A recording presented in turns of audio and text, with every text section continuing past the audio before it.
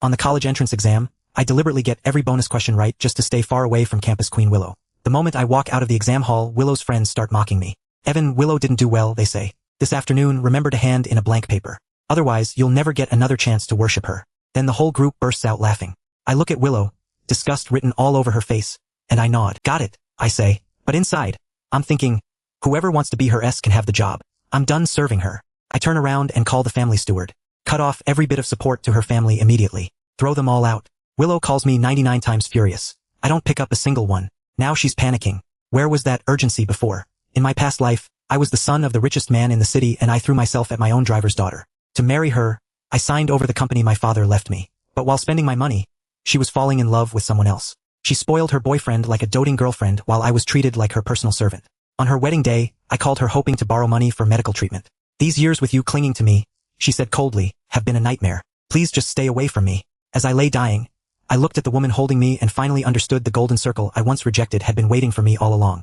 When I opened my eyes again, I'm back in my senior year of high school. Dozing off at my desk, Willow shakes me awake. Julian's stomach is bothering him again. Go buy him some stomach medicine, then get his lunch from the cafeteria. Get him extra meat. He's too thin. He needs it. Julian lies slumped over his desk, surrounded by a crowd fussing over him. His stomach hurts and everyone worries. And of course, Willow worries the most. The two of them have always ranked second in class. To everyone else, they're the perfect match, the golden couple.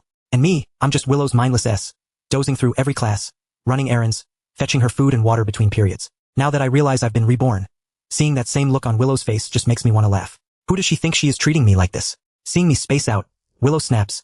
What are you standing around for? Go now. Hurry back. She walks over to Julian and gently pats his back. Julian glances at me. Let Evan go. No, I should go myself. Why worry? He likes doing this kind of thing. If I don't let him, he actually gets upset, right? She looks at me. I press my lips shut and head to the cafeteria without a word. This time, I line up and order 2 full meals. A classmate beside me smirks. Fetching food for campus queen Willow again. But she likes guys like Julie and someone just as outstanding as her. She'd never look twice at someone like you. And what exactly am I? Aren't you just the servant's son? You go to school with her every day and actually dream you could marry her one day. Wake up. A guy as dumb and useless as you will end up her family's servant. Washing her clothes, sweeping her floors, changing her future kids' diapers. I laugh, furious. So, Willow's been telling you all that I'm the servant's son. Before, it was only because I liked her that I let her ride my car to and from school every day. But now, in everyone's eyes, Willow's become the young lady and I'm the servant's son. Hearing me say that, the classmate rolls her eyes. What else would you be? Just hurry up and take her lunch over. Don't be late. She laughs again and everyone around joins in, mocking my simp behavior, my delusions. Then the bell rings. I leave the cafeteria, but don't head back to class. I sit down by the flower bed and eat both meals myself. I can't even remember the last time I had a proper meal. With no money of my own, I could never afford anything decent. I'd always go to the market right as it closed, picking through vegetables no one wanted. Meat wasn't even worth dreaming about. I finish both meals and the hunger finally eases just a little. By the time I get back to class, the first bell has already rung. Willow sees me walk in and snaps angrily. Why are you only getting here now? Where's the medicine? What medicine? I look at her coldly. None of my usual warmth left. Willow stares at me exasperated. The stomach medicine for Julian. I told you his stomach hurt. Are you deaf? Can't even handle something this small. I glance at Julian pale-faced. What am I even to him? Why should I have to buy his medicine? Julian's family is ordinary, but ever since he met Willow, she's treated him extremely well. Every time my father gives me something good, Willow hands it straight to Julian. Even the watch on Julian's wrist right now, it's mine. These two swipe my card, spend my money, enjoy everything I have, and still order me around like a servant. Fine. Evan, you want to make a scene? If that's how it's going to be, don't blame me for ignoring you next time. Don't come begging for my forgiveness later. I stare at Willow, finding her words almost laughable. What exactly do I need your forgiveness for? What did I do wrong? Seeing me actually talk back to Willow, everyone turns to look. What's going on? The simp actually grew a spine. Even Willow freezes for a moment, staring at me, remembering how I used to beg her for everything. If you've got the nerve, don't ride home with me this afternoon. I nod. Fine. I walk to my seat and sit down as if I hadn't quite caught what she said. But inside I've already agreed. Julian's deskmate, Vanessa, sees all this and jumps in to play judge. Seriously, Evan, what's your problem? It was just one medicine run. You couldn't even manage that? Can't you see Julian's not feeling well? I sweep her with a cold glance. If it matters so much, why don't you go buy it now? Vanessa answers without a hint of shame. That's your job, not mine. Why should I go? And why should I? Julian's got nothing to do with me. Vanessa points at me. You're the servant of the campus queen's family. Buying medicine for the campus queen's friend. Isn't that just your job? At that, I turn to Willow. Willow, have you been telling people that I'm your family servant? I fix my eyes on her. Willow flinches just slightly. Of course, people simply assumed it. Watching her arrive every day in a luxury car, drawing their own conclusions. She never corrected them. She could never admit that her father is just a driver. That she is the daughter of my family. Chauffeur. Forget the medicine. I'll buy it myself. Willow thinks since I like her refusing to buy medicine for Julian seems normal enough. She glances at me. And the food you ordered? If you didn't buy the medicine, you at least got the food, right? And she'd heard from a classmate that I bought 2 full meals just now. I answer flatly. Ate it? Wait, you ate both? Willow looks almost worked up. I nod. The classmates in front turn to me with disgust. Are you a pig finishing 2 whole meals? They're used to fawning over Willow looking down on me. Before, since they were all Willow's friends, I gave them face, not wanting to offend anyone close to her, hoping they'd put in a good word for me. Now I realize I just spoiled them rotten. Every single time Willow treated them to a meal, it was my money paying for it. Would I eat with my own money? 2 meals is nothing. 20 meals would be well within my right. The classmate hears me, her face darkening, and mutters under her breath. Your own money? Sure. All your money comes from the campus queen's family anyway. I don't even bother explaining, but beside me Willow's temper is rising, especially since I didn't even get her food, leaving her without lunch. Her anger finally boils over. Evan, you brought this on yourself. Let's see how long you can keep it up this time. She stands up, gathering her things, and turns to Vanessa, Julian's deskmate. Let's switch seats. You sit with him. Every time she's upset with me, this is her punishment, refusing to sit beside me. After all, having her sit next to me was something I begged for in the first place. She was supposed to be my tutor, sitting beside me helping me study. But looking back now, Willow never actually taught me anything. She only ever ordered me around. She seems to think this will still intimidate me. I don't react at all. Willow, without lunch, and Julian, still sick with stomach pain, sit there with darkened expressions, glancing over at me by the window. This time Willow is truly furious. She thinks that when I finally come to apologize, she'll make sure I know exactly how much trouble I'm in. When school lets out that afternoon, the Maybach sent to pick me up is waiting at the gate. I walk out through the school gate and go straight to the car. By now, the whole school knows I've offended Willow. Everyone waiting to watch me fall flat on my face. Seeing me climb into the car so boldly they can't help but whisper and point. Didn't he refuse to even buy the campus queen lunch? How does he have the nerve to still ride in her family's car? He's just the servant's son. Does he think he's the master now? Willow isn't even here yet, and he's already getting in. Willow's just too nice for her own good. If it were me dealing with someone this shameless, a son of a nobody, I'd have fired him already. Listening to all the mockery, I don't bother responding.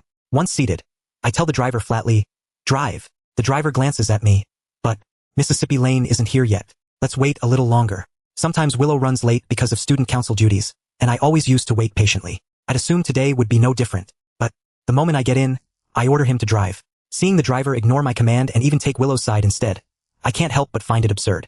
Mr. Lane, my father only has one son. Where exactly does your family get a young lady from? Did you and Willow have a fight? Never mind that, sir. Don't worry. I'll have a word with her later. No need. Just drive. I don't want to ride with her, and I don't want to see her again either. Mr. Lane hesitates, clearly unwilling to follow my order. He knows exactly how much I used to fear crossing his daughter. Every time Willow said something, I never dared argue back.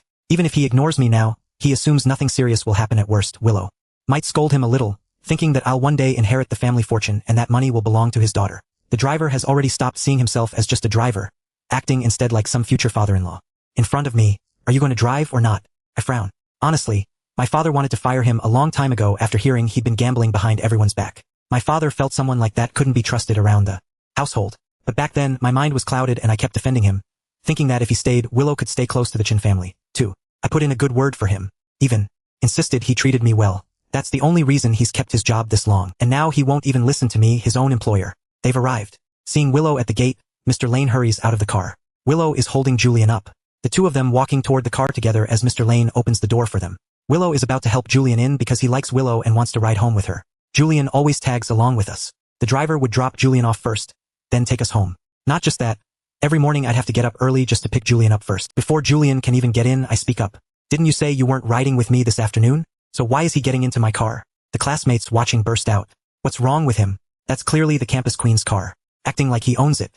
Letting him ride along was already a favor and now he won't even let her friend join. Everyone talks over each other and Willow's expression stiffens. Unable to figure out what's gotten into me today. I'm giving you a way out and you won't take it. Must you push this? I even let the lunch thing go. I decided to forgive you. Evan, are you really going to keep this up? I don't need your forgiveness. Find your own way home. Don't ride with me. Willow's face flashes pale, then red with anger. She knows that in everyone's eyes, she's supposed to be a wealthy heiress. If she doesn't ride in my car right now, won't her whole cover be blown? She simply reaches over and yanks me out of the car, pushing Julian in instead. Willow, don't push it too far. I admit she's really gotten to me. There's so much from before I can no longer stand to remember. But seeing that same look on her face now, I don't know how I ever put up with it, let alone thought she was wonderful. Willow ignores me, clearly not planning to reason with me at all. Drive, she tells her father, and Mr. Lane actually pulls away. I'm left standing there. The crowd watching all burst out laughing. Serves him right. He deserved that. What an unreasonable jerk. I pull out my phone, the one Willow once bought for herself, a cheap Nokia. To please her, I once gave her the smartphone my father gave me for my birthday and took this old Nokia off her hands in return. Back then, I thought that would spare her pride. Now, looking at this beat-up phone, it just seems absurd. I dial my father anyway. Not long after, the Maybach that just drove off comes back, pulling up at the gate again. Mr. Lane gets out, his face clearly not looking great. Young master, it's obvious he's been chewed out. Get those two out of the car. I don't want to ride with them. Mr. Lane turns toward the two in the back. Willow helps Julian out of the car. Julian never expected any of this, his face going pale over and over. Evan, if you don't like me, fine. But you don't need to take it out on Willow like this. She's always been good to you, hasn't she? Willow pulls Julian back. Don't waste your breath on him. Once both of them are out, I finally get in the car. As we pull away, I roll down the window and give Willow a smiling wave. Bye. Mr. Lane glances at me through the mirror, never expecting me to go this far. He can't help but speak up. Young master, arguments happen. That's normal. Don't be upset. I'll have Willow apologize to you later, but she has no ride now. She'll probably have to take the bus. No telling what time she'll get home. Everyone else takes the bus. Fine. Why can't she? Mr. Lane, have you forgotten who signs your paycheck? If you don't like how I run things, why not just quit? Ordering me around? Does he really think that because I liked his daughter, he can disrespect me? Mr. Lane, startled, shuts his mouth immediately. Back home, Mrs. Joe sees me. Young master, why did you come back alone? Where's Mississippi Lane? There is no more Mississippi Lane in this house. Mrs. Joe freezes at my words. Her young master finally awake. I'd always treated Willow so well. It left her and her father forgetting their place. Many times Mrs. Joe wanted to say something, but never dared, afraid I'd get upset. Now hearing my words, Mrs. Joe feels genuinely moved. She's always been the kindest of anyone on staff toward me. But back then, because she often managed things around Willow, I resented her for it instead. Later, once Willow took control of the household, Mrs. Joe was the very first one thrown out. Remembering all of that, seeing Mrs. Joe again, now my eyes sting. I'm heading upstairs. Of course, Miss Lee came by, I sent her home. Sophia actually comes by often. But because my father arranged our engagement and I was infatuated with Willow, I couldn't stand the sight of Sophia. Every time she visited, I refused to even see her, sending her away without a word. In the end, I barely ever saw Sophia at all. Thinking back, right before I died, it was her people who rushed me to the hospital. And even then, she still remembered she was my fiancé. I stopped Mrs. Joe. I'll go see her. Where is she? In the back garden playing with Big White. I head out back and find Sophia feeding Big White. I was the one who wanted this dog, but Willow said she disliked dogs, so I stopped going near him. Sophia, it turns out, gets along with him just fine.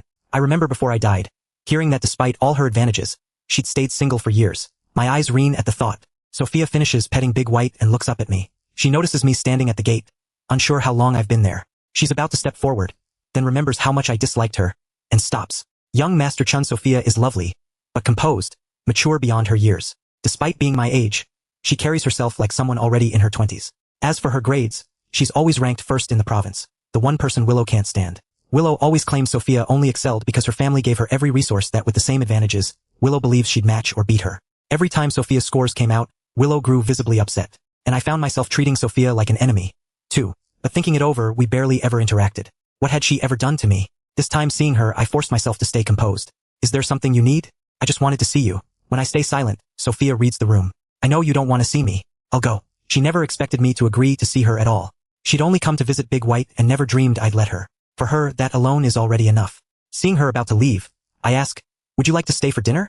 Hearing that, Sophia freezes, staring at me in disbelief. Really? Just then, the setting sun lights me up, softening my whole presence. Of course, right now, Willow still hasn't come home. She's off dropping Julian home. In the past, I would have waited for her before dinner started. Seeing me want to eat so early today, Mrs. Joe looks surprised. Not waiting for Mississippi Lane. Why would I? The whole household has gotten used to me acting as Willow's S. Not anymore. Get used to it. Mrs. Joe doesn't press further. Of course, I'll arrange it right away. Oh, and let Mr. Lane know he doesn't need to come in tomorrow. Mrs. Joe pauses for a moment, then quickly composes herself. A master's decisions aren't hers to question. Willow's father, fired. We settle down in the dining room. Sophia had been stealing glances at me, and now that I've sat down, she looks away, uneasy. It never occurred to her that she'd act this innocent. I can't help but want to tease her a little. Why won't you look at me? Am I that hard to look at? My grades might be terrible, but I'm not bad to look at. If Willow hadn't dragged me down the way she did, I wouldn't have ended up like that. No. She looks at me, her expression composed. But if you look closely, her ears have turned red. I smile. By the way, I hear your grades have always been excellent. Facing my sudden warmth, Sophia is still a little thrown off. They're decent. Do you know any reliable tutors? Could you recommend one? Relying on Willow clearly isn't going to work. This time around, I won't repeat my past mistake of assuming my father could protect me forever, never even properly opening a textbook. While I still have the chance, I want to catch up on my studies. Sophie has good resources if she recommends a tutor. It might actually work out. You're looking for a tutor? As for Willow, she'd once heard I had a tutor and assumed it was a classmate, which is part of why she kept living in my house. Now she's fired. Willow never respected me enough to teach me anything.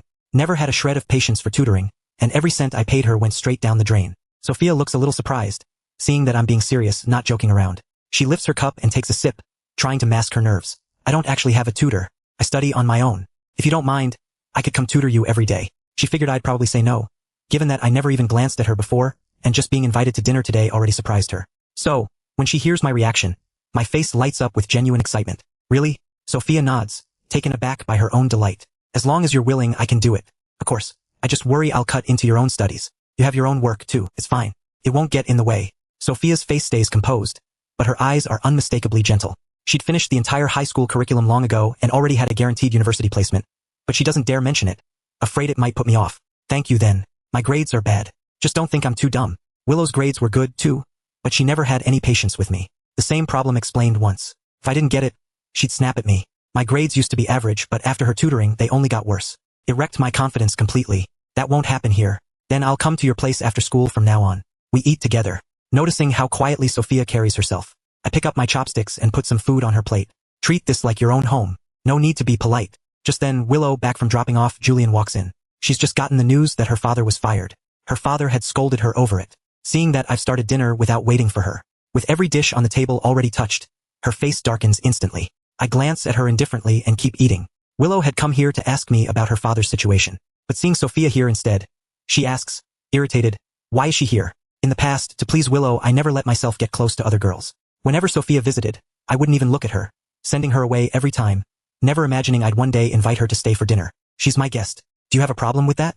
Willow reluctantly sits down, staring at me. You invited her here on purpose, just to make me jealous. Is that it? Sophia sits quietly beside me, saying nothing. I turn to Willow. You're overthinking this, Willow.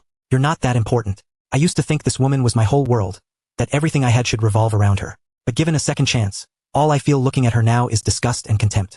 Continuing to love someone like her would only drag my whole life into an endless pit. If you think being with other girls is going to make me jealous, Evan, you're really overestimating yourself. Seeing you get close to someone else, I'd actually be relieved. It means you'll stop bothering me all day. With that, she storms upstairs and shuts herself in her room. I'm speechless. The moment Willow leaves, I notice the look in Sophia's eyes grow complicated. Don't mind what she said. I worry she might be upset because of this. My confidence wavers a little, but to my surprise, Sophia doesn't say a word about it. Her manner turns a bit distant. After dinner, I walk Sophia to the door. Be careful on your way home. Sure. She leaves without saying much else, just as quiet as ever. Back inside, Willow comes down the stairs. Whatever cruelty she's capable of later, there's no denying her face. Soft-featured, quiet, gentle. In the past, I fell for exactly this look. Now Willow confronts me. Why did you fire my father? She hadn't said this in front of others. She doesn't want anyone knowing she's really just the Chun family driver's daughter. Making a scene in front of Sophia would humiliate her. I answer exasperated. I don't need to explain myself for firing a driver. That's my family's business. Everything today was my decision. It has nothing to do with him. If you're upset, take it up with me directly. Then just fire me too. The word fire instantly lifts my spirits. I stare at Willow. Fine. No problem. Wait, what did you just say? Willow stares at me stunned. Seeing her reaction, I continue. You've always thought I was stupid, right? So, let's just end it here. Move out of my house. I'll find another tutor. Ever since you started teaching me, my grades have only gotten worse. I don't think you deserve what I've been paying you. Willow assumed I was just joking around, but never imagined I'd actually mean it, that I'd truly fire her as my tutor. Your grades are bad because you're just too slow to keep up. The exact same problem. I only need to explain it to Julian once, and he understands right away. And you? You're as slow as a brick and you blame me for that. Any other tutor would get the same result. No one could teach you any better. This is entirely your own problem. I watch her still trying to shift the blame onto me. Just move out of the house. Willow's brow furrows tightly. Evan, you're still a student. Your mind should be on your studies. No wonder your grades are so bad. What are you even talking about? This whole act, isn't it just jealousy? Because Julian and I get along so well. That's why you're in such a mood. Right now, all I want is to focus on my studies and get into a good university. Unlike you, who could skip school entirely and still be set for life on your family's money. So there's no chance of me being with you. I stare at the woman in front of me, genuinely taken aback for a moment. Then it hits me. Whoever asked you to be with me? Seriously, Willow, where does this confidence even come from? You actually think I'd want to be with you? I never even wanted you in the first place. Without me, you'd be nothing. Willow assumes I'm just being stubborn out of pride. Think whatever you want, but let me remind you of one thing. Next time you invite Sophia over for dinner, don't blame me for giving you the silent treatment. With that, She storms straight back to her room and slams the door shut. I go back to my room and call Mrs. Joe. Tomorrow, take all of Willow's belongings out of that room. I won't have someone like that trying to climb over me under my own roof. Then I ask for Sophia's phone number and save it. I send her a message. Did you get home safe? But she doesn't reply. The next morning, since I no longer have to pick up Julian, I get to sleep in for once. I assume Willow has already left, but when I come down, she's sitting at the table waiting for me. I take a seat and start on my breakfast. Every day, rushing to pick up Julian. I'd barely had a proper breakfast at home, seeing Willow sitting there. Now, I'm not picking her up today. You're welcome to leave early. Once I finish eating, I head out. Willow trailing right behind me. The driver has already been replaced with someone new who opens the door for me without being asked. I get in and Willow climbs in right after. I look at her. Campus Queen Willow, what exactly is this supposed to mean? Didn't you say you wouldn't ride with me anymore? Your own words from yesterday. I remember them perfectly clearly. Willow presses her lips together, saying nothing. If her father hadn't insisted she smooth things over with me, she'd never lower herself to this. A boy who thinks a bit of money gives him the right to push people around. Nothing to be proud of in her mind. But her father still needs this job. I don't bother wasting time arguing. Drive, I tell the chauffeur. We reach the school gate. I get out. Willow following close behind. In the past, they always came with Julian in tow. But today, Julian has taken the bus alone. Spotting Willow, he hurries over. His gaze settles on me. After my outburst yesterday, he can't quite make sense of it. And nobody's son daring to act that arrogantly toward Willow. Seeing us arrive at school together, he asks, "Did you two make up?" I don't bother responding. Walking straight past them into the building. Willow watches my back, completely ignored, her brow furrowing slightly. "There's nothing worth arguing over with him," she tells Julian. "Still letting a nobody's son push you around like this. Your temper is far too kind. Everyone's talking about it now, saying Evan is the real young master. Don't worry about what people say. My father gets along well with the Chens. He asked me to look out for Evan. I can't just abandon that." Fair enough. Realizing it's really about her father's job, Julian relaxes a little. I reach the classroom. Vanessa is already there blocking my seat. "Move." Vanessa glares at me. "You've got some nerve yesterday leaving the campus queen and Julian stranded like that while sending the car away yourself." I stare back at Vanessa, letting out a light laugh. "It's my own car. I have every right to decide who rides in it. Since when is it your business and who are you anyway?" Seeing me so confident, everyone grows curious. "Wait, are you saying that Maybach belongs to your family? What else would it be?" I give the person a flat glance. Vanessa lets out a small laugh. "Please, Evan, we all know exactly who you are. Still trying to play young master? Do you really think you've earned that? I heard that driver is your own father. Your whole family works for the Lanes. It's only because the campus queen is kind that she hasn't kicked you out already. But you shouldn't push your luck too far." Vanessa is close with Julian, and Julianne is often around Willow. So, hearing her tell it this way, everyone readily believes her version of events. Willow and Julian appear at the classroom door. Willow's expression looks strange because what Vanessa was really doing wasn't attacking me at all. It was exposing her. She walks over and tells Vanessa, "Go back to your seat." Vanessa shoots Willow a reluctant glance, clearly sensing her displeasure, and grudgingly clears out her things. Willow takes her old seat beside me once more. I don't pay her actions much mind. I couldn't care less about what she does. She's a teacher's favorite with plenty of social capital. No one's going to question her over a simple seat change. Sitting beside Julian now, Vanessa is still a little unconvinced. She turns to him. "Julian, what's going on with Willow?" Evan's practically walking all over her, and she's still defending him. Evan actually moved in with her family. His father asked him to look after Evan. Nothing more to it. Don't overthink it. So that's why. I was wondering why Evan acts like that, even claiming that car belongs to his family. Willow's own phone is clearly expensive. Even her gifts to you weren't cheap. Then look at Evan's phone. It's about the same as mine, and he's still trying to pass himself off as some rich heir. Who's buying that? I sit at my desk, sneaking a glance at my phone. Sophia has finally replied just a single M. It reads as completely cold. I can't help but recall how warm she'd been toward me just yesterday, only for her attitude to turn distant when she got home. A message I sent last night only answered now. Right then, Willow, sitting beside me, notices I'm looking at a message. The contact still saved as Sophia. She can't help but frown. Nothing about him seems to have changed on the surface. Yet, ever since yesterday, she senses I've become an entirely different person. I pull out my phone and send Sophia a message. "Are you still coming to tutor me this afternoon?" Sophia replies with just one word again. "Yes." As long as she's coming, that's all that matters. I don't dwell on it and focus entirely on class. At lunch, Julian comes over to head downstairs with Willow to eat. Willow glances at me without thinking. "Aren't you coming to eat?" My focus today has Willow genuinely baffled. Not dozing off once in class, and right now carefully organizing my notes. She used to joke that all I ever thought about was her. Turns out I can actually study seriously after all. Seeing me still absorbed even after the bell, Willow can't help asking. But I act as though I haven't heard a word, ignoring her completely. Julian glances at Willow. "If Evan's not coming, let's just go ourselves. We'll bring something back for him." "No need." I turn down Julian's offer. Julian is a genuinely decent person. At least that's always been his reputation. Even when people mock me behind my back, Julian's attitude toward me stays consistently kind and easygoing. But I have no interest in owing anyone a favor. I finish organizing my things properly and stand up, heading downstairs without them. Julian walks alongside Willow, asking what's going on with him. He won't even talk to you. What exactly did you do to upset him? Willow is just as confused, equally desperate to understand. No matter how coldly she used to treat me, I always used to trail after her like a loyal little dog. Yet, starting yesterday, despite her doing nothing differently, I've remained this way. It's genuinely baffling. Oh, by the way, your birthday party this weekend. Are you inviting him? This week happens to be Willow's birthday. Last year, her birthday was held at the Royal Court Hotel. I booked the venue myself and arranged every single detail, letting Willow invite the whole class a single night that cost hundreds of thousands. Everyone who attended raved about it endlessly, and back then, I genuinely believed attending Willow's birthday party was some kind of honor. This year would have been no different days ago. I'd already taken care of every arrangement. If I hadn't announced I was firing her father, Willow wouldn't have thought twice about any of this. But after what I said yesterday and my cold demeanor today, she can't help but start overthinking. If I don't show up, should the party even go ahead? Watching my figure disappear down the hall, Willow tries to reassure herself. Never mind. Why am I even worried? He'll definitely show up. He wouldn't dare skip my birthday entirely. Maybe he's just acting cold on purpose, planning some kind of surprise for me. The thought eases her mind a little. She tells Julian he'll come for sure. After all, he's never missed one before. That afternoon, Willow and Julian have rehearsal for a school event. I don't wait for either of them, heading straight home. Sophia has already arrived. The moment I get back, she and Big White come to greet me together. Seeing her standing there, I find myself smiling. Maybe it's the bond carried over from my past life. Because now, every time I see her, it feels precious, almost rare. Seeing the smile on my face, Sophia freezes for a second. She'd grown used to my usual cold, willful demeanor. My newfound warmth lately keeps catching her off guard, leaving her a little shy, unable to meet my eyes directly. Ismila here. You're here early. Let's head to the study, then. I lead Sophia upstairs. There were quite a few things in class today I didn't fully understand.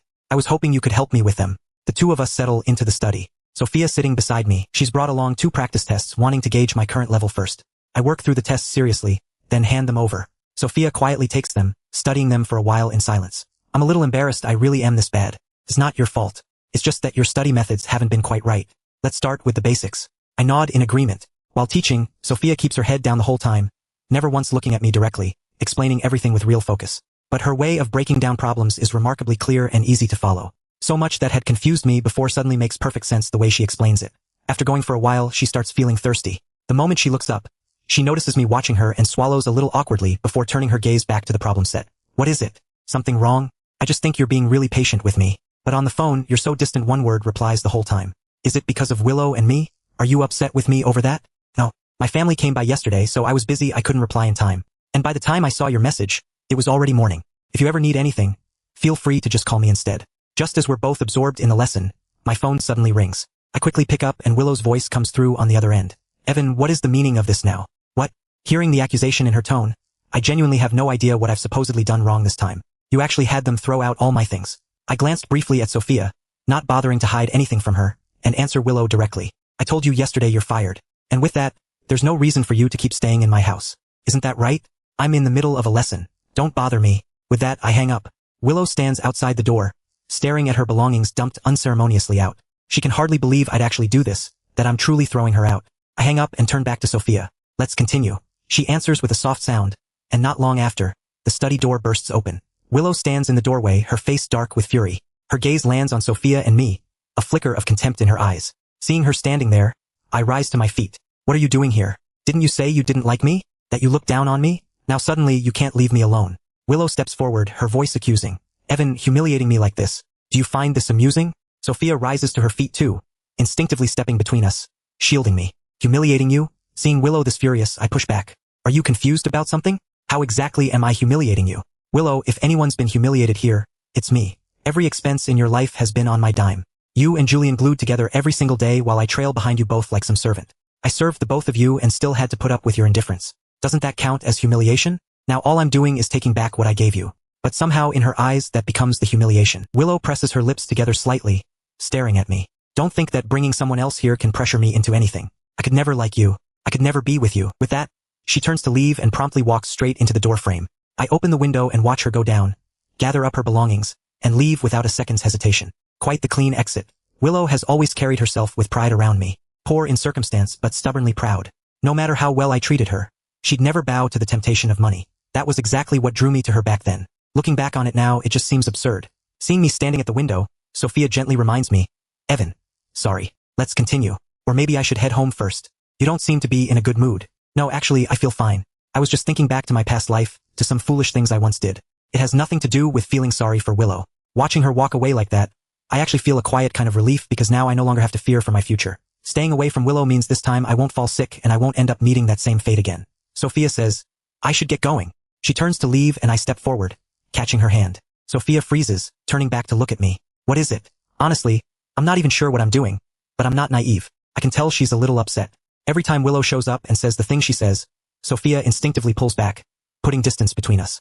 In the past, Willow and I were painfully close, and I never once hid my feelings for her. Everyone, probably even Sophia herself, must have assumed the same thing, that deep down I was in love with Willow. And truthfully, once I really was. If not for the miserable fate I met in my past life, I might never have woken up to who she really was. Seeing her looking at me, I let go of her hand. Are you free Saturday? I want to have dinner at the Royal Court Hotel. Would you like to come along? The food at the Royal Court is truly excellent. In my past life, I essentially starved to death. And now, I just want to actually enjoy life for once. If this were before, I would have absolutely brought Willow along. But now, I'd much rather ask Sophia. She's the one my father arranged for me to marry after all. Unless I do something drastic to change that, there's a strong chance I'll end up marrying Sophia once we graduate. I used to think my father was disregarding my wishes with that decision. Looking back now, she's every bit as beautiful as Willow. And on top of that, she comes from a genuinely good family. Would someone like her even look twice at me? If anything, I'm the one getting the better deal. You're not going with her? The hers she means is Willow. I ask back. So, you actually want me to be with her? You'd rather I go back to avoiding you like before? Of course not. Then it's settled. See you Saturday. That Saturday afternoon, I arrive a little late. Walking in, I spot a fair number of familiar faces already at the door. Every one of them dressed to the nines. Spotting me, Vanessa, Julian's close friend, can't help but scoff. Evan, you actually have the nerve to show up here? Why wouldn't I? The owner of the Royal Court is close friends with my father. I'm practically a very important person here. I can come whenever I please. In fact, I'd love to know why exactly I shouldn't be allowed to come. Vanessa lets out a cold laugh. These past few days at school, the campus queen hasn't so much as looked at you. And now on her actual birthday you still have the nerve to show up. Right, it's Willow's birthday today. I'd honestly forgotten, absorbed as I've been lately with catching up on schoolwork. If they hadn't brought it up, it might have completely slipped my mind. Back before, I'd already spoken with the hotel staff in advance, since this was Willow's 18th birthday. That year, her 18th, I threw her an extravagant celebration at the Royal Court, sparing no expense. And it was that very day I finally learned the truth. Evan, could you stop meddling in my business all the time? I remember getting upset and ignoring her afterward. A cold war that dragged on for 2 full days. And yet, in the end, I couldn't help but be the one to apologize first. All to convince her to marry me. I even went as far as handing over the company my father left me, foolish beyond words. Now standing here watching a lively crowd, I have no interest in engaging with any of them. Every part of Willow's arrangement at this hotel, I was the one who set it all up. And of course the bill falls on me too. Now that I've finally come to my senses, I don't feel obligated to her anymore. She actually dares bring this whole crowd here to spend on my account. I'm almost curious. I want to see how she plans to handle this later. I ignore the mocking classmates around me and head straight for the elevator. My table with Sophia is already reserved. I'm not sure if she's arrived yet. The moment I step out of the elevator, I catch sight of Willow deep in conversation with Julian, and she spots me instantly, her gaze locking onto me at once. I knew you'd show up eventually, and here I thought you really wouldn't come. Willow walks toward me, a hint of smug satisfaction in her voice as she teases. Didn't you say you wouldn't come? And don't think showing up now means I've forgiven you for what you did. Evan, I'm still upset with you. She's always like this, using her anger to force me into giving in. I glance at her, the corner of my mouth lifting slightly. Something wrong? Weren't you coming for my birthday? Why exactly would I be celebrating your birthday? Didn't you leave me off the guest list yourself? You've already got half the class here for your birthday. One less guest shouldn't matter much. Evan, what exactly are you getting at? Willow looks at me, growing visibly irritated, still stubbornly refusing even now to let her touch even her own birthday. She's determined to provoke a reaction. Right then, the restaurant manager walks up to me, addressing me. Young Master Chin, has Sophia arrived? The manager nods. She's already here. Please lead the way. The manager starts to guide me towards Sophia, but Willow trails after me. Evan, have you had your fun yet? You're actually going to see Sophia? Is she just too soft-hearted to say no to you? Ik glens here. You're the one causing a scene here. First, you didn't want me clinging to you, said I annoyed you. And now that I've stopped, what exactly is the problem? Your friends are still waiting for you. As I speak, I glance over at Julian, hesitating on whether to follow. He seems unsure whether it's his place to intervene. Julian has never seen Willow act this eager around me before. Of course, I know exactly why she's suddenly so insistent. It's not that she can't bear to lose me. It's that she can't bear to lose the money in my pocket. Before, she never liked me at all, yet had no trouble enjoying everything I gave her without a second thought. She'd verbally refuse my gifts while accepting them all too happily. Now that I've stopped paying her any attention, she's starting to panic. After all, a birthday party this elaborate can't just fall apart at the last minute. If this is about my relationship with Julian, I can keep more distance from him. Can you please just stop making a scene? For once, remarkably, she's the one backing down, which alone shows just how much this party actually means to her. Makes sense. If she didn't care so much about appearances, she wouldn't have kept up the wealthy Aries act at school or invited half the grade to celebrate her birthday. Turns out, even she's afraid of losing face. Having seen Willow play the untouchably elegant Aries for so long, watching her fold now just to salvage a party, I find it almost entertaining. I nod along. I know it's your birthday today. No reason to ruin the mood for everyone, right? With that, I turn to the manager. I'd already reserved a room here earlier, the Jade Room under the name Willow Lane. The manager checks the records. That's correct, young Master Chin. Since it is Miss Lane's birthday today, let's have the room set aside for her. I finish speaking and turn to Willow. That should settle it, shouldn't it? Willow, relieved to hear me give ground, exhales a breath. So, this whole thing really was just to keep Julian and me apart. You just can't stand seeing us together. You're reading way too much into this. Who you're with means nothing to me, Willow. Give it time. You'll understand eventually. Without me, Evan, you're nothing. The manager stands quietly to the side, clearly embarrassed on Willow's behalf at having said such a thing aloud. I'm done wasting words on you. She turns and walks off without hesitation. The manager glances at me. I'll have the Jade Room set up right away. Then, I nod in response. One more thing, make sure she covers the bill herself before anyone leaves. No one walks out until it's paid. Fine, young Master Chan. Once everything is arranged, I'll go find Sophia. Willow returns to Julian's side. Julian sees the dark look on her face. How did it go? What were you two talking about? Nothing special.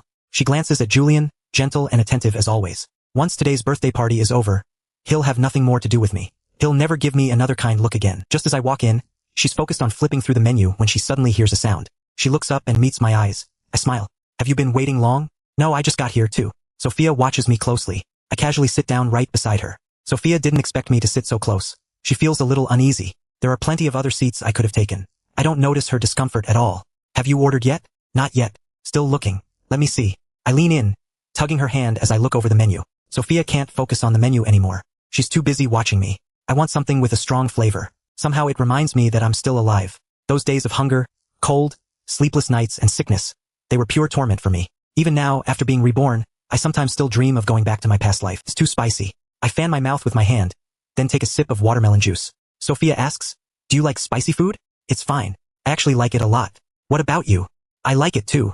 She says it agreeably, picking up her chopsticks. In their private room, a waiter stands by, ready to serve. Before long, the owner of the Royal Court Hotel walks in. His name is Nathan Joe. Seeing him, I greet him politely. Uncle Nathan. Nathan looks at me, a smile tugging at his lips. Evan, you're here too. The moment he says it, I realize he isn't here for me. Sure enough, Nathan turns towards Sophia. He addresses her politely. Miss Lee, welcome to our hotel. If there's anything we haven't done well, please let me know. Only because he's close with my father does he know Sophia's true identity. Most people have no idea who she really is or that the young Aries of the Lee family from the capital is hiding away in Yun City. Sophia gives a brief acknowledgement, then goes back to eating. So cold. I used to think she was a warm person, but seeing her now, I realize Sophia doesn't like talking to people at all. Nathan lingers a moment, personally pouring her a glass of water. She still says nothing. That keep your distance aura fills the whole room. Finally, Nathan gets the hint. I'll leave you to it then. Please enjoy your meal. Wait, Uncle Nathan. I call out and stop him. Hearing my voice, Nathan pauses, then turns back. Young Master Chun, what can I do for you? His smile is warm and friendly. He really does seem like a warm person, which is why I've always liked him. Except if I remember correctly, in my past life, the Royal Court Hotel caught fire just 3 days after Willow's birthday party. The cause was inadequate fire safety in the kitchen. Once the fire broke out, they found the extinguishers didn't even work. The fire even caused casualties. Because of that, the Royal Court Hotel, once the top hotel in Yun City, never recovered after the incident. I heard Nathan even fell ill over it. I look at Nathan and ask, your hotel's fire safety isn't an issue, is it? Caught off guard by the question, Nathan looks at me in surprise. Why the sudden interest, young Master Chen? I just think it might be worth having someone check it thoroughly, especially the kitchen. Don't worry, our fire safety is flawless. Nothing to worry about at all. We take full responsibility for our guests. I just look at him quietly. Uncle Nathan, why not go check it yourself? Seeing how insistent I am, a flicker of displeasure crosses Nathan's face as he stares at me. What exactly are you implying, young Master Chun? Don't you believe me? Your father and I are close friends. He knows my character well. Your father knows I run my business with integrity. You're questioning my character. I'm about the same age as his son. In his eyes, I'm just a kid. What would I know about this? Sophia speaks up. Since he's asked, why not just go take a look? Ever since Nathan walked in, Sophia hasn't said a word to him. Whatever he asks, she gives short replies, and now is no different. Nathan gives her real respect. I'll go right away. Sophia stays composed, and with her status, even though she's only about my age, her words somehow carry more weight and win people over more easily. Once Nathan leaves, I turn to Sophia, surprised. Why help me? I only made the request, because I actually know a great deal, but from Sophia's point of view, she shouldn't know any of this at all. Hearing what I said, she says, you asked, helping you is just the natural thing to do. Aren't you afraid I was just making it up? What difference would that make? Sophia says, even if it was a joke, it's not a big deal. It just means he has to go check it out. She says it all with total calm. But watching her, warmth surges through my chest. The feeling of being deeply trusted takes me back to the moment I was diagnosed with HIV. No one believed I was a victim. Everyone said I'd brought it on myself. If I really had done something reckless, I'd have accepted the blame, but everyone condemned me anyway. They were disgusted by me. I even started to hate myself.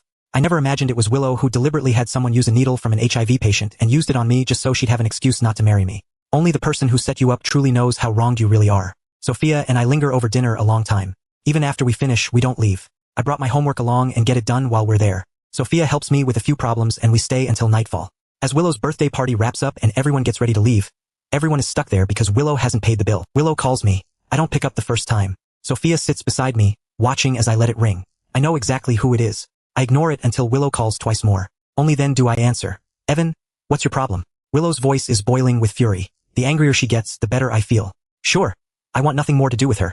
But the debt from my past life still needs settling. Otherwise, I can't swallow this grudge. I smirk. What's wrong, campus queen? Why so mad? Get over here and pay the bill. Willow lowers her voice. Don't cause trouble.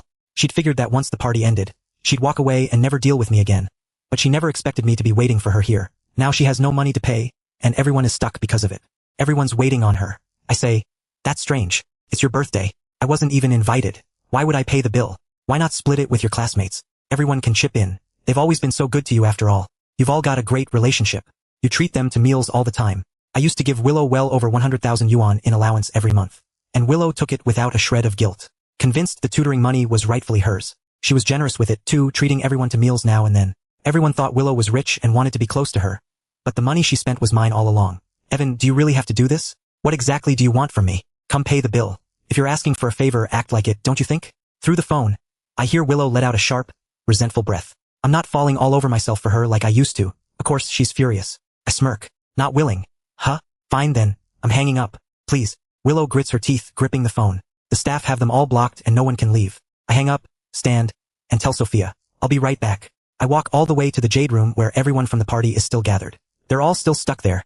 Every eye fixed on Willow, waiting for her to pay. The atmosphere turns painfully awkward. No one can leave. Willow has no choice but to stand there facing everyone's stares. Just as I appear, the manager walks over. Young Master Chen, he greets me. I look around the room, everyone dressed up, looking their best. This afternoon, they all look down on me. Now, none of them dare put on that same arrogance. After all, nothing is more humiliating than being stuck here, unable to pay. What's going on here? Isn't this campus queen Willow's birthday party? Doesn't look like anyone's having much fun. I deliberately look Willow over. Her expression is darker than anyone else's. Julian stands off to the side, clearly unsure what's going on. Miss Willow hasn't paid the bill. I just asked them to settle it. Is that all? Not a big deal. No need to make a scene. They're all my classmates. I'll cover tonight's bill. I hand over my card as I say it. The manager takes it and heads off to charge it. Everyone's expressions turn complicated as they look at me. It's Willow's birthday party, and yet she's the one who made me come pay. What is even happening? Can't she pay for herself? Willow feels her face burning. She stares at me. No wonder I came so easily. My whole point was to embarrass her.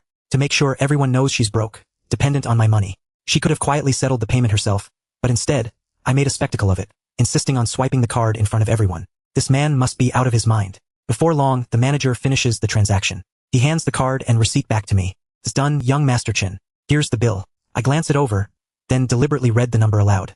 860,000 yuan. Happy birthday, Willow. I'll cover it for you this year, but there won't be a next time. I glance at Julian as I say it. He's standing right beside me, his face already draining to an ashen gray. Wait, Willow's money all came from Evan. Wasn't she supposed to be a rich Heiress?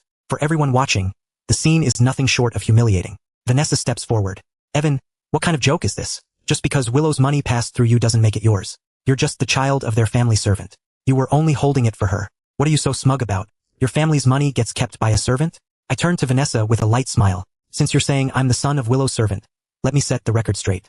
Her father is my family's driver. That day outside school, he ditched me to drive Willow and Julian off instead. He's already been fired. If you don't believe me, why not just ask Willow? I turn my gaze to her as I finish. Isn't that right, campus queen? She glares at me, eyes burning with resentment. In all her years, no matter how poor she'd been, she's never endured humiliation like this. Now everyone's watching her fall apart, and there's nothing she can say. After all, I could easily take my payment back and leave her stranded here. She ignores me and storms out. Julian, having witnessed all of this, follows right after her. What he just saw is almost too much to bear. Still, he has no choice but to leave. He never expected that she's the driver's daughter. So why had she pretended to be a rich Heiress all along? Once the two of them are gone, I glance around the room. If there's nothing else, you're all free to go. Be careful on your way home. It's getting late. One by one, everyone files out of the jade room. I watch them go, then finally step out of the jade room myself. The manager walks with me to the entrance, seeing me to the elevator. Sophia arrives just then and we step into the elevator together. I stay quiet, unusually still, even though I just cleared up my identity in front of everyone. It doesn't actually make me happy. Compared to all the suffering I went through, a punishment this small for Willow does nothing to ease the resentment in my heart. Seeing me stay silent, Sophia doesn't push. When we reach the ground floor, Nathan is waiting there. He hurries over. Evan, this time I'm his focus, not Sophia. Uncle Nathan. Nathan grips my hand. Evan, thank you so much. If it weren't for you, our hotel would have been in serious trouble. I went and checked it myself and found all kinds of problems. It's all because my cousin was careless. I've already sent him packing. It's the least I could do. Nathan asks, curious. How did you know our fire safety was a problem? The question catches me off guard. I have no choice but to make something up. I had a dream about it last night. Hearing my answer, Nathan can't help but laugh. All right, I won't ask anymore.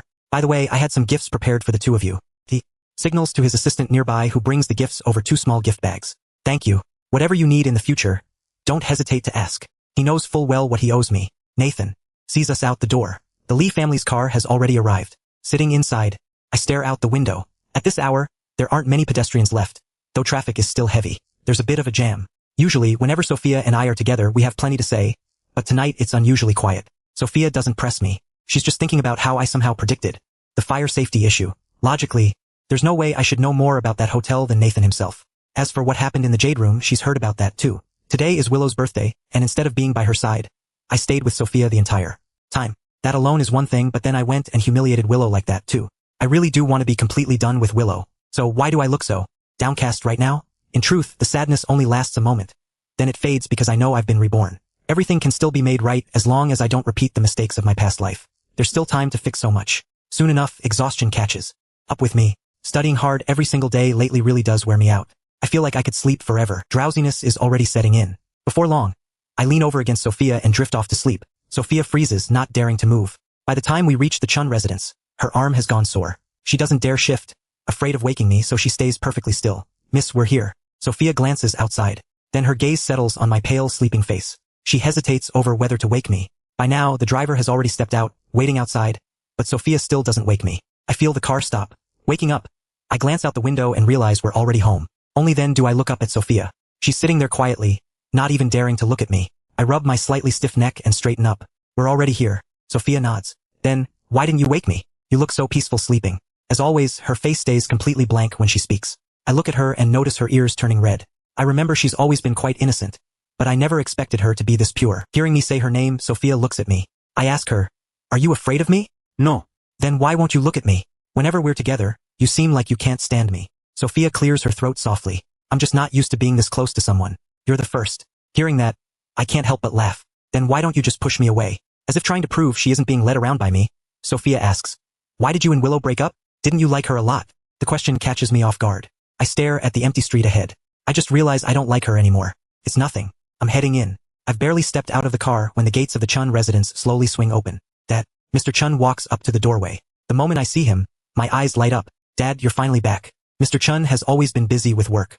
Most of the time I'm home alone. There's no shortage of servants in the house, but hardly any of them can keep me in line. That's one thing, but even my father spoils me so much that he barely disciplines me. Always figuring that as long as I'm happy, it's fine. Having my father do on me made for the most carefree days of my life. Except in my past life, my father warned me not to fixate on Willow so much, and I never listened. This time, seeing my father come home again. His expression is stern at first, wanting to reclaim some fatherly authority, but he never expects me to suddenly pull a stunt like this, bursting into tears. Mr. Chun panics instantly, gently patting my shoulder. What's wrong, son?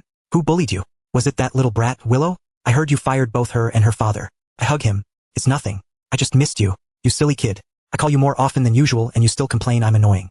Oh, is that the Lee family's car? Sophia has already stepped out. My eyes are still red and being seen like this by her feels a little embarrassing. Sophia gave me a ride home. We went out for dinner tonight. Mr. Chin glances at me, clearly surprised. When he first brought up the engagement, I had been dead set against it, even insisting I would never have anything to do with Sophia. And now here we are having gone out together. Though he has no idea what's gotten into his son, Mr. Chan turns to Sophia. Sophia, come in and stay a while. Uncle Chin, thank you, but I won't come in. I should head back for today. She glances at me once, then turns and gets into the car. The Lee family's car drives off. Only then do I follow my father back inside. Did Sophia bully you? Seeing my red, aggrieved eyes, I shake my head. No, she's actually really good to me. I sit down on the couch. My father keeps his eyes fixed on me. He's still so young right now. Of course, he wasn't old even when he passed away later, but I always remember him looking so much older by the time he left. Mr. Chun asks over and over, making sure confirming that Willow hasn't wronged me before he finally relaxes. Sunday morning. I've just woken up when Mrs. Joe tells me Willow has come. Last night's scene flashes through my mind. Willow and I are already completely done with each other. She should know by now that I won't be spoiling her anymore. I never expected her to show up. I head downstairs and find it's not just Willow. Her father is here too. Mr. Lane sits on the couch addressing Mr. Chun. Mr. Chun, it's all our Willow's fault for not knowing better. I've already scolded her. She won't bully Evan again. Mr. Chen's brow furrows. Is my son's name yours to say? He's long disliked the Lane family, and if it weren't for fear of his son cutting ties with him, he'd never have tolerated them at all. Mr. Lane realizes he's overstepped and quickly apologizes. Young master. Seeing me come down the stairs, he hastily averts his eyes. Good morning, young master. I brought Willow here today specially to apologize to you in person. I turn to look at Willow. She sits there, her expression dark and sullen, not saying a word. Apologize? I don't buy that. Willow is here to apologize. Every inch of her face screams reluctance. Clearly, she's still fuming over last night. There's no way she'd actually apologize to me. Mr. Lane, what are you talking about? Willow hasn't wronged me in any way. There's nothing to apologize for. But I heard you fired her. When Mr. Lane himself got fired, he hadn't even seemed this worried. His monthly salary wasn't much anyway. He worked long hours day in and day out. But Willow was different. She only had to tutor me a little, and she got paid handsomely for it. Maybe she even thought the whole Chin fortune would one day be hers. Now that things between us have fallen apart, there's no way Mr. Lane would agree to let her keep tutoring me. My grades have only gotten worse these past few years, and Willow herself felt she wasn't up to the job.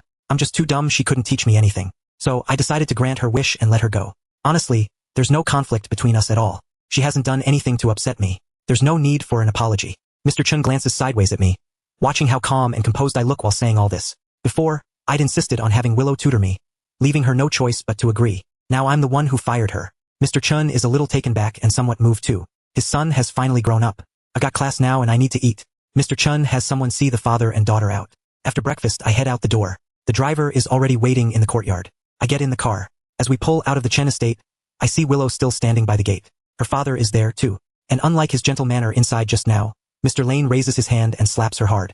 I know Willow's whole story. Her father is a gambler. Her mother couldn't take it anymore and abandoned Willow when she left. All these years, she's lived with her father, borrowing money from relatives just to stay in school. As she got older, she found ways to manage on her own. Even under these circumstances, she still managed to excel at school, always ranking first in her year. That's exactly why I always cared for her so deeply, why I looked after her so closely, giving her everything I could just so her life could be a little easier. But while I aching ATM, I was never the one who mattered to her. I look away and head straight to school. Because of what happened yesterday, everyone's attitude toward me seems to have softened noticeably. Classmates start approaching me on their own. Evan, is your family really that rich? So all of Willow's money really did come from you. And here we all thought she was some rich Heiress. Didn't you all already know by now? We're just still processing it. Young master, why not take a look at me instead? I promise I'd be far more obedient than Willow ever was. I look at the girl saying this, and hearing her words, I can't help but laugh out loud. Just then, Willow appears. Just because I said no, you had to do this to me. Evan, no matter what tactics you use, Willow will never like you. Someone like you, bad grades, coasting on a bit of family money, thinking everyone should just revolve around you, young master. You don't even measure up to one of Julian's fingers. Hearing Willow bring it up, everyone suddenly remembers I've always ranked near the bottom of the class. Not only am I Willow's S, I'm apparently a total airhead, too. Before I can say a word, Willow brings up last night's party. You're the one who made me invite everyone. I didn't even want to go, but in the end, you deliberately humiliated my classmates. Do you think just because you have money, you can trample on other people's dignity? And don't you dare twist the truth claiming you supported me. That money was just payment for tutoring you. I won't take another cent from you from now on. And don't expect my help ever again either. The moment Willow finishes, she switches seats with someone, making it painfully clear she wants nothing more to do with me. She's back to playing the cool, untouchable top student act. Always the same routine. I haven't forgotten how she was begging me for help just last night. At first, seeing her father hit her, I felt a small twinge of pity. Now looking back, I think well deserved, and I won't be indulging her anymore. Tutoring. Willow, you really have the nerve to bring up tutoring. Ever since you started tutoring me, aside from spending my money, have you actually done a single useful thing? My rock-bottom grades every single month are exactly what your tutoring produced, Willow says flatly without expression. I've told you before, you're just too dumb. That has nothing to do with me. Evan, since you're so rich, why not spend some of it buying yourself a new brain? The moment Willow says it, everyone around bursts into laughter. I look her over, that self-righteous expression of hers. Are you sure it's me who's dumb and not your teaching method that's the actual problem? Willow thinks of Sophia, knowing I've already had Sophia tutoring me instead. She lets out a light scoff. Fine then, how about this at the next monthly exam? Let's see how you do. It doesn't have to be much. As long as you move up 100 places in the grade rankings. I'll admit I was the problem. She's clearly curious to see whether Sophia can really teach anything into that hopeless brain of mine.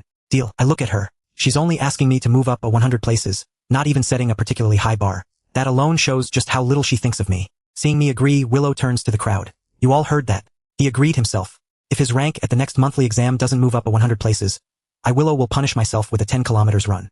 Woo! Everyone's eyes turn to her at once, all buzzing with excitement. Vanessa looks at me since the campus queen's on the hook for 10 kilometers. How about you run 10 kilometers too if you lose though?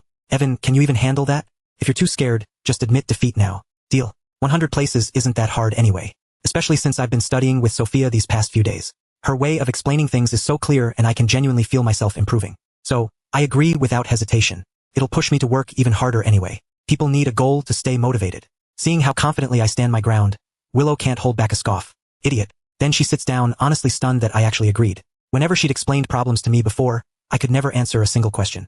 She knows my level all too well, and now she's already looking forward to watching me run 10 kilometers. They've just made their bet. Julian is standing at the door, having heard everything Willow just said. He'd been in low spirits all night, but now something clicks into place for him.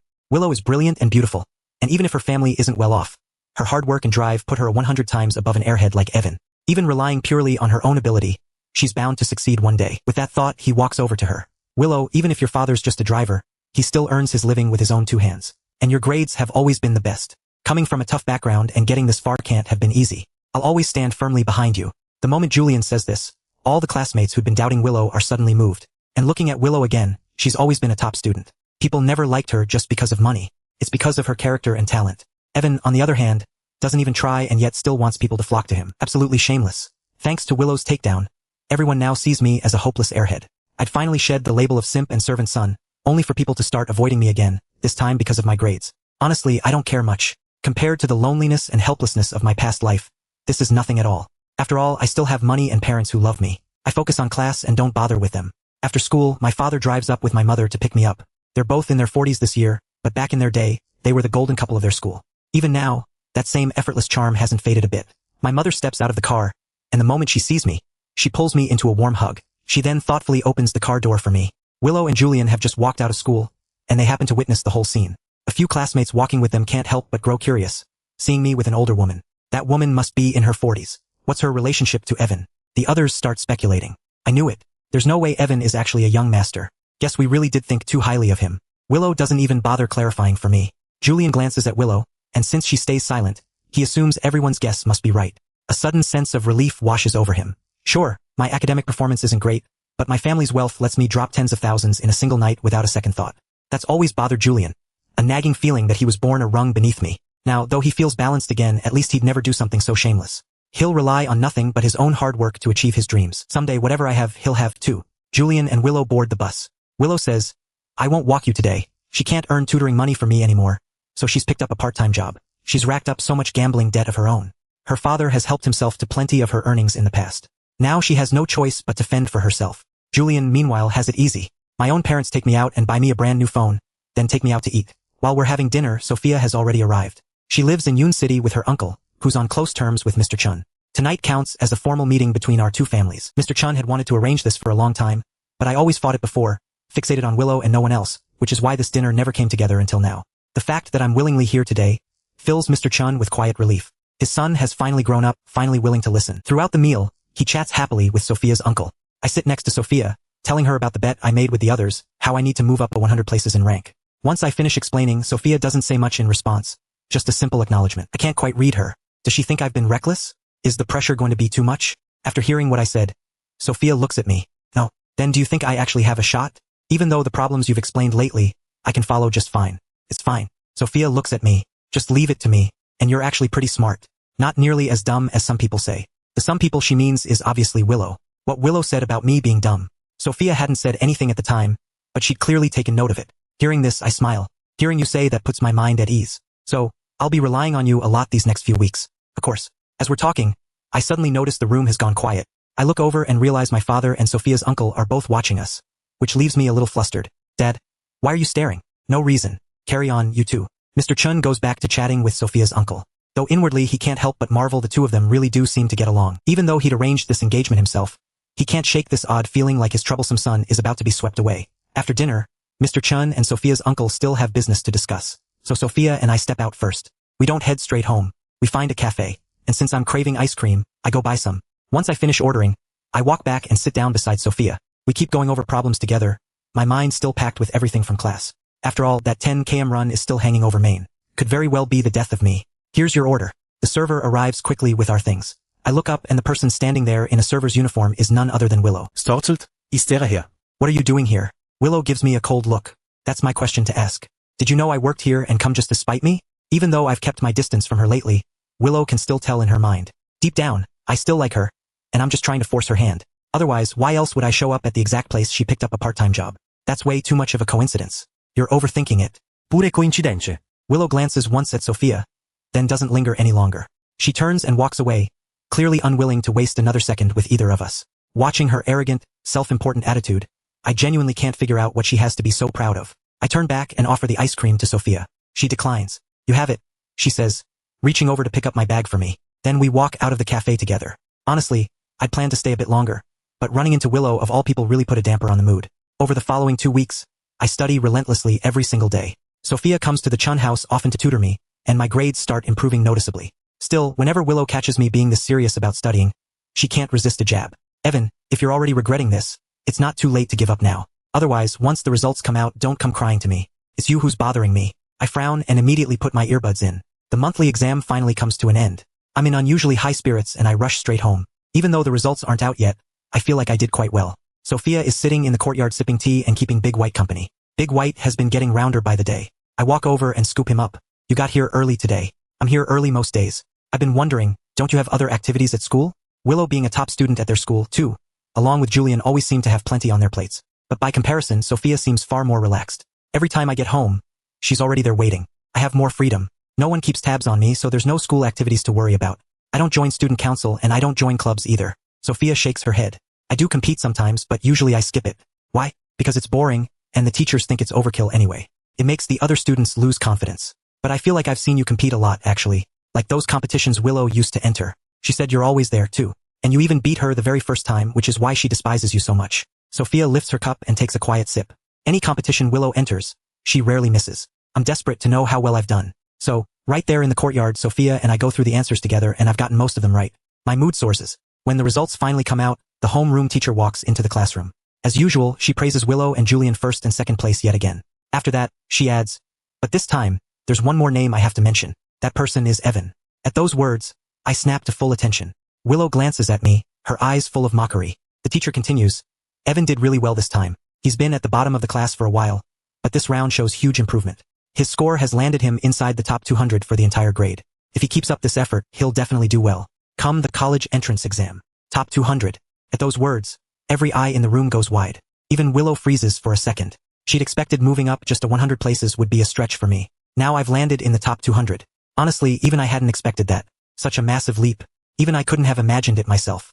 Maybe it's because of everything I suffered in my past life. I have no patience left for chasing empty pleasure. That's probably why I take class so seriously now. I listen closely every single day, then review everything with Sophia afterward. And she really has a gift for teaching. Even the toughest problems suddenly feel manageable once she walks me through them. Proof that hard work really does pay off. Are you sure there's no mistake, Miss Bennett? There's no way Evan could pull off something like this. I certainly haven't made a mistake. The teacher looks at me calm and matter-of-fact. She'd always found it a headache having a student like me dragging the class average down. But now here I am with a leap this dramatic. Getting the teacher's confirmation fills me with satisfaction.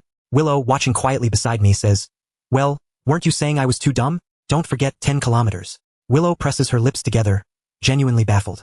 How could someone that dumb improve this much? Is Sophia really that good a teacher? After school, Willow is forced reluctantly into her 10 kilometers run. I don't even bother heading home. I stay behind specifically to watch her suffer through it. I sit quietly off to the side, glancing over at her, watching her stumble through her defeat. A strange, satisfying thrill washes over me. Honestly, it feels incredible. Julian watches from nearby, seething at how heartless I've become. Vanessa's eyes drift toward me. She mutters to Julian. So what? Top 200, what's the big deal? He's acting like he came in first place or something. Even our campus queen didn't gloat this much when she took first. And our Julian came in second, too. Julian's gaze settles on Willow, and he says evenly, a bet's a bet. Willow isn't someone who can't take a loss. Exactly. So what if his grades improved? Aren't people still going to talk behind his back? Julian, you're just too kind for your own good. Vanessa gives Julian's shoulder a light pat. By the time Willow finishes her 10 kilometers, the sky is already darkening. Drenched in sweat, she walks back over, looking at me. Satisfied? I nod. Well earned. Feel free to bet against me again anytime. With that, I rise to my feet and stroll out of the school, brimming with satisfaction. Willow watches my figure disappear into the distance. I'm in such a good mood. I even find myself skipping little steps along the way. In her memory, I'd always been the pathetic S trailing after her. Yet now I don't even bother sparing her a glance. Thinking of me and Sophia, is she really going to end up with him for good? Both his family and Sophia are well off, a perfectly matched pair. If the two of them really do end up together the moment that thought surfaces in her mind, Willow finds it deeply unsettling, like something that was rightfully hers has been snatched away. Willow, noticing her staring off in my direction, Julian asks, "Are you exhausted? Drink some water." He hands her a bottle of water. Willow reaches out and takes it. "Thanks." In front of Julian, she always comes across so polite. Julian says, "You worked hard today." Still, it's strange. Evan's grades have always been so bad. So, how did he suddenly improve this much? He couldn't have cheated, could he? I bet he cheated just so the campus queen would lose the bet. Otherwise, how does it make sense? She tutored him every single day and his grades stayed terrible. But now he suddenly jumps this much. Only you would say something like that. Julian shoots Vanessa a glance. Without any evidence. You shouldn't spread accusations like that. If he comes after you for it, you'll be the one dealing with the consequences. Vanessa insists. I'm telling the teacher tomorrow. I ride home in the car eager to share the good news with Sophia. After all, getting Willow to admit defeat is thanks to Sophia just as much as me. But Mrs. Joe tells me Sophia hasn't come today. My spirits sink a little. I turn and go change clothes, then head down to the dining room to eat. My father's been away lately, so it's just me alone in the house. I dial Sophia's number. She's swimming at home. At the moment, a maid gently reminds her, "Miss, you have a call." The figure in the pool doesn't seem to hear. The maid adds, "It's Evan calling." Sophia surfaces from the water, gliding gracefully up out of the pool. The maid hurries over, wrapping a towel gently around her shoulders. Sophia takes the call and the sharp edge in her expression instantly softens into something gentler. "Are you busy?" "Not interrupting anything, am I? I was just swimming. I heard you didn't make it over today, so I thought I'd call and tell you something," I say, grinning. My scores jumped a ton this time. I actually made it into the top 200. And guess what? Willow had to run 10 kilometers today. Watching her get put in her place was incredibly satisfying. Sophia walks over to a nearby lounge chair, settling in, listening patiently as I share my joy. After a moment I ask curious, "Are you still there?" I'm listening. "Congratulations. This call isn't a bother, is it?" "Not at all. I've got the time right now. You've been coming over to tutor me every single day lately. You must be exhausted. Maybe take a couple days off. I can study on my own for a bit, and if I need anything I'll just message you on cue." "That works." Sophia doesn't rush to end the call. "You sound a little down. Did something happen? Do you need help with anything?" The question catches her completely off guard. Sophia thinks to herself she doesn't feel like she's behaved any differently than usual. Yet somehow I manage to pick up on her low mood just through the phone. Seeing her go quiet, I say, "I know you're not the type to talk about what's bothering you." She keeps her feelings tucked away inside. "But Sophia, the two of us are partners in crime now, right? You've helped me so much. I want to help you back. If it weren't for you tutoring me, there's no way I'd have scores like this. I can't just take your help and effort for free, especially when you don't even need the money." Hearing what I say, Sophia, especially with me framing our relationship as partners, can't help but let out a helpless smile. Fine. The next day, I arrive at school to find the homeroom teacher walking in, her face grim. Standing at the podium, she looks furious, radiating an intense oppressive tension. Her eyes lock onto me. "Evan, stand up." I stand, staring at her in confusion. She says, "Someone has reported you to me for cheating on this month's exam. Do you have anything to say for yourself?" The word cheating hits me. I glance around the room and find every single pair of eyes fixed on me, especially Vanessa sitting right beside Julian wearing a smug, satisfied grin. I look at the teacher with a serious expression. "Miss Bennett, may I ask what evidence there is for this accusation?" She replies, "Your scores last month were painfully low, and this time you improved so drastically. It's honestly hard to explain. Just to be safe, we've decided to give you a different set of questions and have you retake the exam. Any objections?" Hearing that I'm to be retested, of course I'm not thrilled. Vanessa, unable to contain herself, jumps up. "See, I knew you cheated. If it's really your own honest score, what are you so afraid of? What's the harm in retaking it?" Watching her smug expression aimed straight at me as if she'd caught me red-handed, I find it almost laughable. "You reported me for cheating without a shred of proof. The burden of proof falls on the accuser. It's on you to provide evidence. Otherwise, this is nothing but slander. If everyone got to run over and accuse me like this whenever they felt like it, I'd be retaking exams forever. At that point, I might as well stop coming to class." The moment I start speaking, even Willow stares at me, a little startled. My old self used to be so soft-spoken. Whenever anyone got aggressive with me, I could barely hold my ground. But this time, my reasoning is sharp and clear. Is this even still the same person? She's known me for so long, knows me inside and out. Yet somehow, I feel like an entirely different person now. Seeing me push back with such solid reasoning, the teacher says, "It's not unreasonable for people to question you. Retaking the exam is also a chance to prove your innocence. You wouldn't want everyone whispering doubts behind your back forever, would you?" Seeing that the teacher keeps insisting, Clearly not convinced that I earned this score fairly. I smile. Miss Bennett, of course I'm willing to retake the exam. I just think being accused this baselessly is honestly absurd. We're classmates after all. For Vanessa to question me like this, who knows what her real motive even is? If I score even higher next time, won't she just find some new complaint? So, since she chose to accuse me with zero evidence, she ought to face some consequence for it. If it's proven I didn't cheat, how about she gets expelled? Expelled the moment that word lands. The teacher hesitates. Vanessa's grades are better than mine, so naturally the teacher's a little inclined to favor her. She accused me of cheating for no clear reason. And news like that spreading around would seriously damage my reputation too. If I couldn't handle the pressure from everyone and did something drastic to myself, wouldn't that be far worse? The moment I mentioned hurting myself, everyone's expressions turned tense at once. I turned to Vanessa. Weren't you so sure I cheated? Not willing to bet on it now. Of course I am. Rising to my challenge, Vanessa agrees at once, declaring indignantly to the teacher, Miss Bennett, I'm willing to bet my own future on this. Everyone here knows exactly what kind of student Evan is. I'm certain he absolutely cheated. He's just stalling and making excuses instead of retaking the test. Convinced I'm simply covering for myself, Vanessa tells the teacher, but if it's confirmed Evan cheated, then he should be expelled too. I don't want to be in the same school as someone like that. Before the teacher can respond, I've already agreed. The teacher then says, Evan, after class, come find me in my office. With that, she walks out. Vanessa looks at me like she's already savoring my downfall. Willow watches me, too, and seeing me gamble something as serious as expulsion. Can't help but urge, Evan, are you sure about this bet? If it turns out you actually cheated, you're the one getting expelled, and it'll be even more humiliating. If I were you, I'd just go apologize to the teacher now. A monthly exam isn't worth all this. If you apologize sincerely, I could even put in a good word with the teacher for you. After all, you already got what you wanted. You watch me run 10 kilometers. I'm willing to let it go. Seeing Willow put on this act of concern for me, I stare at her. She's barely spoken to me in weeks, playing the aloof, untouchable act. And now, suddenly, here she is pretending to care. I smirk. You think my score came from cheating too, don't you? That's exactly why you're putting on this fake concern. If you really wanted to help, go talk some sense into Vanessa instead. She's your good friend after all, though. Vanessa's the one out front. Julian isn't exactly innocent in this either.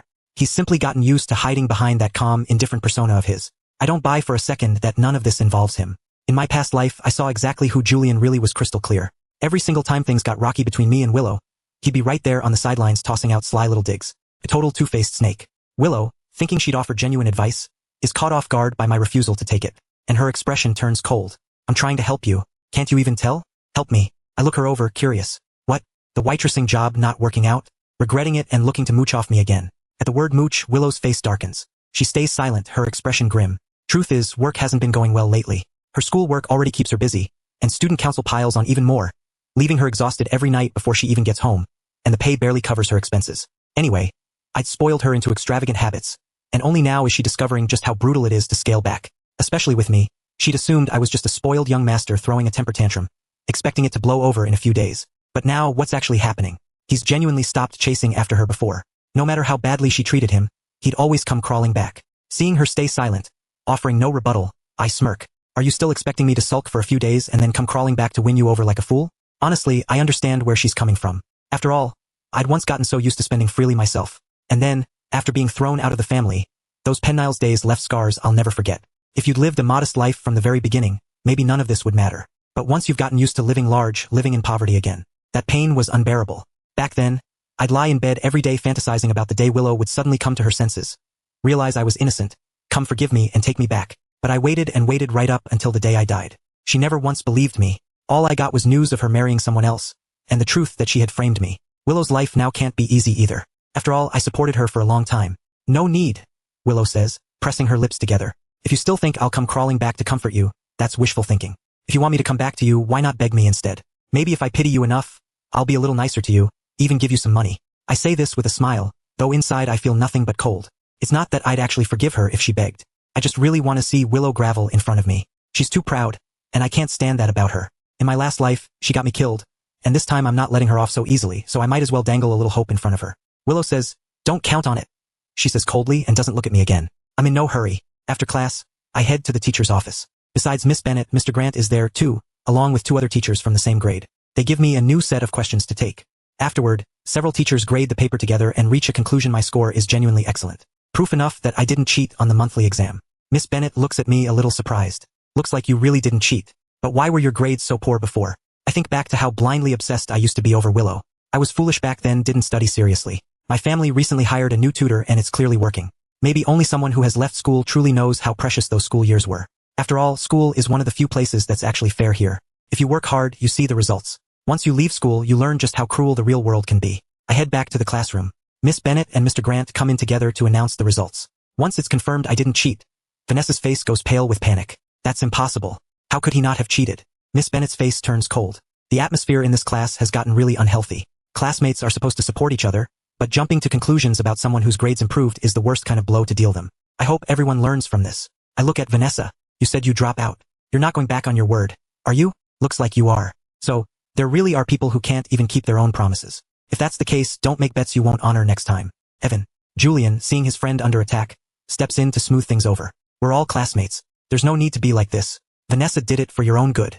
Worried you might do something rash. She didn't mean any harm. Just give her another chance. The moment Julian speaks up, the other students turn to me, too. Yeah, expelling her is way too harsh. I curl my lips into a smile, looking at all these faces, so quick to talk when it costs them nothing. They're really just giving Julian face whatever he says goes. I look at Julian. You feel that sorry for her? Then why don't you drop out in her place? Julian presses his lips together, staring at me, and his eyes quickly well up with tears as if I've wronged him, prompting everyone else to turn on me. Vanessa's the one who offended you, not Julian. Why say that to him, right? Julian's always stuck up for you, too. He treats every classmate the same. Seeing everyone gang up on me, I raise an eyebrow. The same? Huh? I doubt it. If I were the one being expelled today, would he speak up for me, too? Of course I would. I've always told everyone to be a little nicer to you. Enough, I say. I can't stand his fake nice act. I turn to Vanessa. Fine, don't drop out. You're clearly not someone who keeps her word anyway. So, since you don't want to drop out, how about running 20 kilometers instead? Vanessa stares at me, realizing just how vicious I really am. 20 chilometri? Isn't that basically a death sentence? She's never had any talent for sports. If you can't finish it, then drop out like a good girl. I let out a scoff and sit back down. Honestly, whether Vanessa drops out or not doesn't affect me much. But if I let this go unpunished, everyone will think they can walk all over me next. She has to pay some kind of price. Fine, I'll run. Vanessa says, not just run while you're at it. Apologize loudly, tell everyone you wrongly accused me, that I didn't cheat, and let everyone know exactly what you did. Isn't that a bit much? You'd be humiliating her in front of the whole school. Is what you mean? Compared to you, I'd say I'm being quite merciful. After class, Vanessa goes off to run her 20 kilometers, the price for not dropping out. She has no choice but to run. I don't just sit idle either. I take a seat on the steps nearby to watch every lap with no intention of letting her off easy. Naturally, her stamina is nowhere close to Willow's. She's slow and having to shout the whole time on top of it. She's soon exhausted to the point of near collapse. Julian walks over to me. Evan, Vanessa already knows she was wrong. Just let her off this once. She doesn't have Willow stamina. 20 kilometers will kill her. So, the implication is if their rumors had driven me to my death, that would have just been what I deserved. But you're perfectly fine now. You're not the type to do something drastic anyway. I turn my gaze to Julian's face. The afternoon light falls on him, and with the light behind him, his features are lost in shadow, unreadable, carrying that same air of looking down on everyone. I remember before I died horribly in my last life, Julian went out of his way to call and mock me. Whether Julian had a hand in what Willow did, I'm not sure, but he knew about it the whole time. Together, they got me killed, and now he has the nerve to call me the one who's gone too far. You really have no shame. How long are you going to keep playing the harmless good guy act? Do you really think I should be like everyone else, agreeing with whatever you say, letting you have your way? If you don't like it, go run in Vanessa's place. Stop sniping. From the sidelines, seeing Julian under attack, Willow walks over. Evan, that's enough. Don't go too far. Julian was only warning you out of goodwill. Worried something might happen that you couldn't handle. I look up at her. What? The beauty coming to the hero's rescue. Too bad it's him who provoked me. If you don't want to get scolded, stay out of my way. Every gift you gave her before, that was all my money. You don't actually think she wants nothing in return, do you? What's there to want from your family? You're broke and you've got a gambler for a father. Julian only knew Willow's father worked as a driver. He had no idea the man was also a gambler. He glances at Willow and seeing her face darken. He doesn't have time to dwell on her family's business. He turns to me. Evan, you clearly dislike me and keep targeting my friend. Is it because of Willow? You think I stole her from you? Then I'll give her back to you. Julian, don't say things like that. I don't even like her. Fine, Willow, keep her for yourself. I don't take back trash. Before Willow can respond, I continue. As for you saying I'm bullying Vanessa, the whole school knows it was her who bullied me. This is already me being generous. If she doesn't want to run, she can just drop out. I'm not stopping her. I used to try so hard to be a good person, to build a good reputation, never bullying anyone. And in the end, I was the one who got bullied. This time around, I just want to live for myself. I don't care what anyone thinks of me anymore. Seeing me so far gone, Willow turns to Julian. Julian, he's like this. There's no point worrying about him. If something really happens to Vanessa, he'll regret it and it'll be too late. Let's go. With that, she pulls Julian along and walks away from me. Vanessa's stamina gives out. She collapses after only 10 kilometers. And Willow and Julian call for help, rushing her to the hospital. I follow along to the hospital too. Willow shoots me a look, half gloating. Happy now? Very. Why wouldn't I be? I pick up my phone and call the hospital director, having him arrange the best doctors available. Then I cover the entire medical bill. Willow and Julian had originally hoped to use Vanessa's collapse as leverage against me, but now there's nothing left for them to say. Julian stays by the hospital bed, watching as Vanessa wakes up. "Are you okay?" he asks gently, patting her shoulder. "How are you feeling?" "Everything hurts," Vanessa says, playing up the pity act while I stand there sipping a yogurt drink at leisure. "The specialists already examined you. You're perfectly healthy, just terrible stamina. They suggest you exercise more. And don't forget tomorrow at school. You still owe me the other 10 kilometers. Vanessa's eyes go wide. She just collapsed. And he's still thinking about making her run 10 more. Is this guy just plain vicious? Are you trying to kill me? Relax. You won't die. If you pass out, the whole hospital specialist will be at your service. Seeing Vanessa's face flush red with anger, I arch an eyebrow and say sweetly, "What? Thinking of backing out? Or would you rather drop out instead? You're going too far. I hear both your parents work at Jingyan Group." Hearing me bring up her family's business, Vanessa stares at me wide-eyed. "Evan, you looked into me. So what if I did?" Vanessa clenches her fists. "I'll go finish it tomorrow." "Good. Then I can rest easy. The medical bill's already paid. Don't worry. As long as those 10 kilometers aren't done, even if you drop dead, I'll have the doctors bring you back to life." With that, I walk out the door. Willow watches me leave, the coldness in my expression making her brow furrow. Once Vanessa's condition is stable after N4 and some rest, Julian and Willow take her home. I don't sit idle either. Once I'm home, I take photos of the payment receipt and the hospital's diagnosis and post them in the class group chat. I've seen too many people play the victim card, and I'm not about to leave anyone room to twist this against me. Once it's all handled, I finally lie down in bed. The next day, Vanessa obediently runs her remaining 10 kilometers. After this whole ordeal, she doesn't dare act arrogant in front of me anymore. Even if she's still resentful deep down, she only dares to talk behind my back, never daring to challenge me to my face. The others grow a bit more wary of me too. Everyone's seen what happens to people who cross me, especially given how wealthy I am. Cross me and I'll still pay your medical bills. No one calls me a simp now, and no one brings up my bad grades either. Monday afternoon, just as I step out of school, I spot two rather beautiful girls standing by the gate. Judging by their uniforms, they must be from number 1 High. Wow, she's gorgeous. That's Blair from number 1 High's tennis club. Before, Willow was all I ever noticed, and I never paid much attention to anyone else. I think I've heard the name Blair before, but I have no memory of what she looks like. This time I get a proper look at her. She's got a great figure, though when it comes to real beauty, she's nowhere near Sophia. I don't know how I was ever so blind in my last life that I turned Sophia down. Looking at her now, I finally realize just how stunning she really is. She outshines everyone. My driver's already waiting at the gate. Just as I head for the car, Blair steps into my path. "You're Evan, right?" Blair studies me with curious eyes. "And who are you?" "I don't believe we know each other." Blair's lips curve into a small smile. "You've been the hot topic on the forums lately. Words even reached our school. Some say you're not someone to mess with." The story of me disciplining Vanessa has apparently been retold in vivid, exaggerated detail. I find it amusing rather than annoying. I ask calmly, "You're Blair." Blair's eyes widen in surprise. "You actually know who I am. Don't tell me you've got a crush on me. I'm not the type to freeload off anyone." She clutches at her chest as she says it as if me asking her name were some kind of violation. Watching her act so self-absorbed, I find it almost funny. "Is your family too poor to afford a mirror? If money's really that tight, I'll spare some cash so you can buy one and take a good look. Me interested in you." With that, I sling my bag over my shoulder and walk off. Stung by the insult, Blair feels her pride take a hit. "Hey, what kind of way is that to talk to someone? I happen to be quite pretty, thank you." I completely ignore her and get straight into the car. Blair stands there and slowly a smile creeps across her lips. Evan was it daring to call me ugly. I'm going to remember this. By the time I get home, Sophia has come by. She'd been gone for several days, and now she's finally back. Not having seen her in days, I greet her with extra warmth. "All done with whatever you were busy with." Sophia stands up. I glance at her and realize just how stunning she is. "I thought maybe tutoring me had gotten too tiresome, and you weren't coming back. I even looked into hiring other tutors recently, but none of them teach as efficiently as you do." "No, I just had a lot going on. You don't have to explain yourself to me. Just having you willing to tutor me makes me happy enough. If you have other things to take care of, go ahead."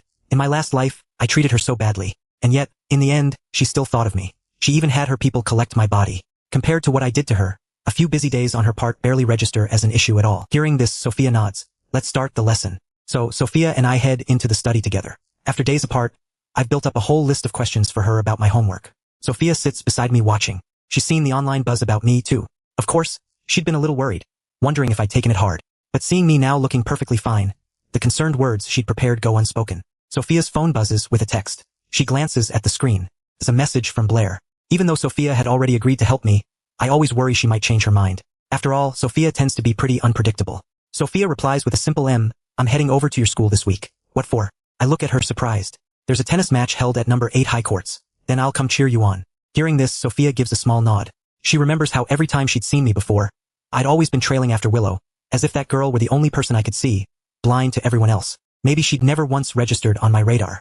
But now, hearing me say, "I'll come cheer her on," a faint, barely noticeable pleasure tugs at Sophia's lips. The match takes place Thursday afternoon. Even before it starts, the school is already buzzing with excitement. Everyone whispers among themselves. Number 1 High's women's tennis team has always been strong. Blair came to our school that day. She's absolutely gorgeous. Please, she's nowhere near our campus queen. Willow truly is excellent in every way. Good grades, skilled at tennis, and beautiful too, which is why she has so many admirers at school. Julian's been in a foul mood these past few days. Especially since I brought up Willow's father being a gambler. It's been eating at him. He's seen that kind of gambler before. I keep my eyes on my book, not bothering with any of them. If this were before and Willow had a match, I'd have been the first one shutting down anyone who dared cheer against her. Looking back now, that whole act seems almost laughable since everyone's been gossiping about me being with an older woman. The others are all busy cheering for Willow instead, not bothering to invite me. Someone's discussing. I heard Sophia's from number 1 High too. Wonder if she'll show up. She's the only one who's ever outranked Willow on every single exam. Her name is clearly left a strong impression on everyone. She probably won't come. I hear she rarely shows up to matches. Just catching a glimpse of her is rare enough. Watching them talk about Sophia, Willow's expression darkens. Her whole demeanor turning uneasy. Her gaze drifts slowly toward me. And seeing me absorbed in my book, irritation stirs in her chest. Does he really not intend to come cheer for me? Studying this hard every day, she says to me. Does it actually mean anything to you? Surprised she's showing interest in my life. I curl my lips into a smile. Of course it does. Unlike you, my grades weren't good to begin with. So naturally, I need to put in more effort. What? Can't stand to see me improve? Why would I mind you improving?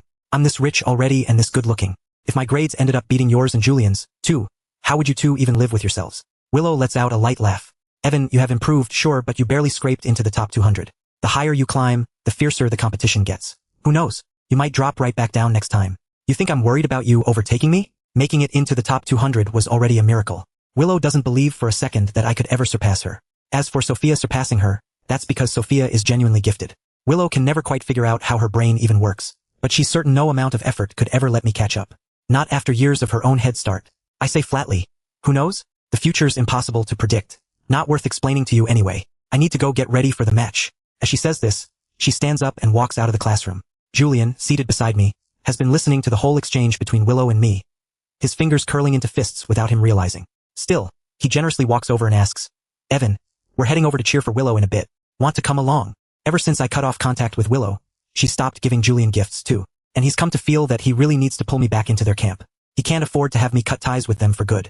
If I kept liking Willow, I'd keep spending on her, and neither he nor Willow would have to scrape by. Now Willow's stuck juggling part-time jobs every day, barely earning enough to support herself, let alone afford rides home like before. The difference from when I used to support her is night and day. The moment I hear Julian's suggestion, I turn him down flat.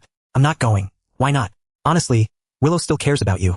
She speaks well of you often. Either way, we used to all be friends. There's no need to make things this tense. I glance up at Julian, remembering how in my last life, in order to get Willow to marry me, I'd handed over my family's company to her. Back then, Julian was always right there in the middle, singing Willow's praises, so generous. Never once seeming to mind whether he might end up competing with me for her. I used to think Julian was a genuinely good guy. Only later did I realize it wasn't that he didn't mind. He knew perfectly well that Willow was in love with him and would never fall for me, while her staying with me brought her plenty of benefits. Hearing Julian defend Willow now, I'm not falling for it this time.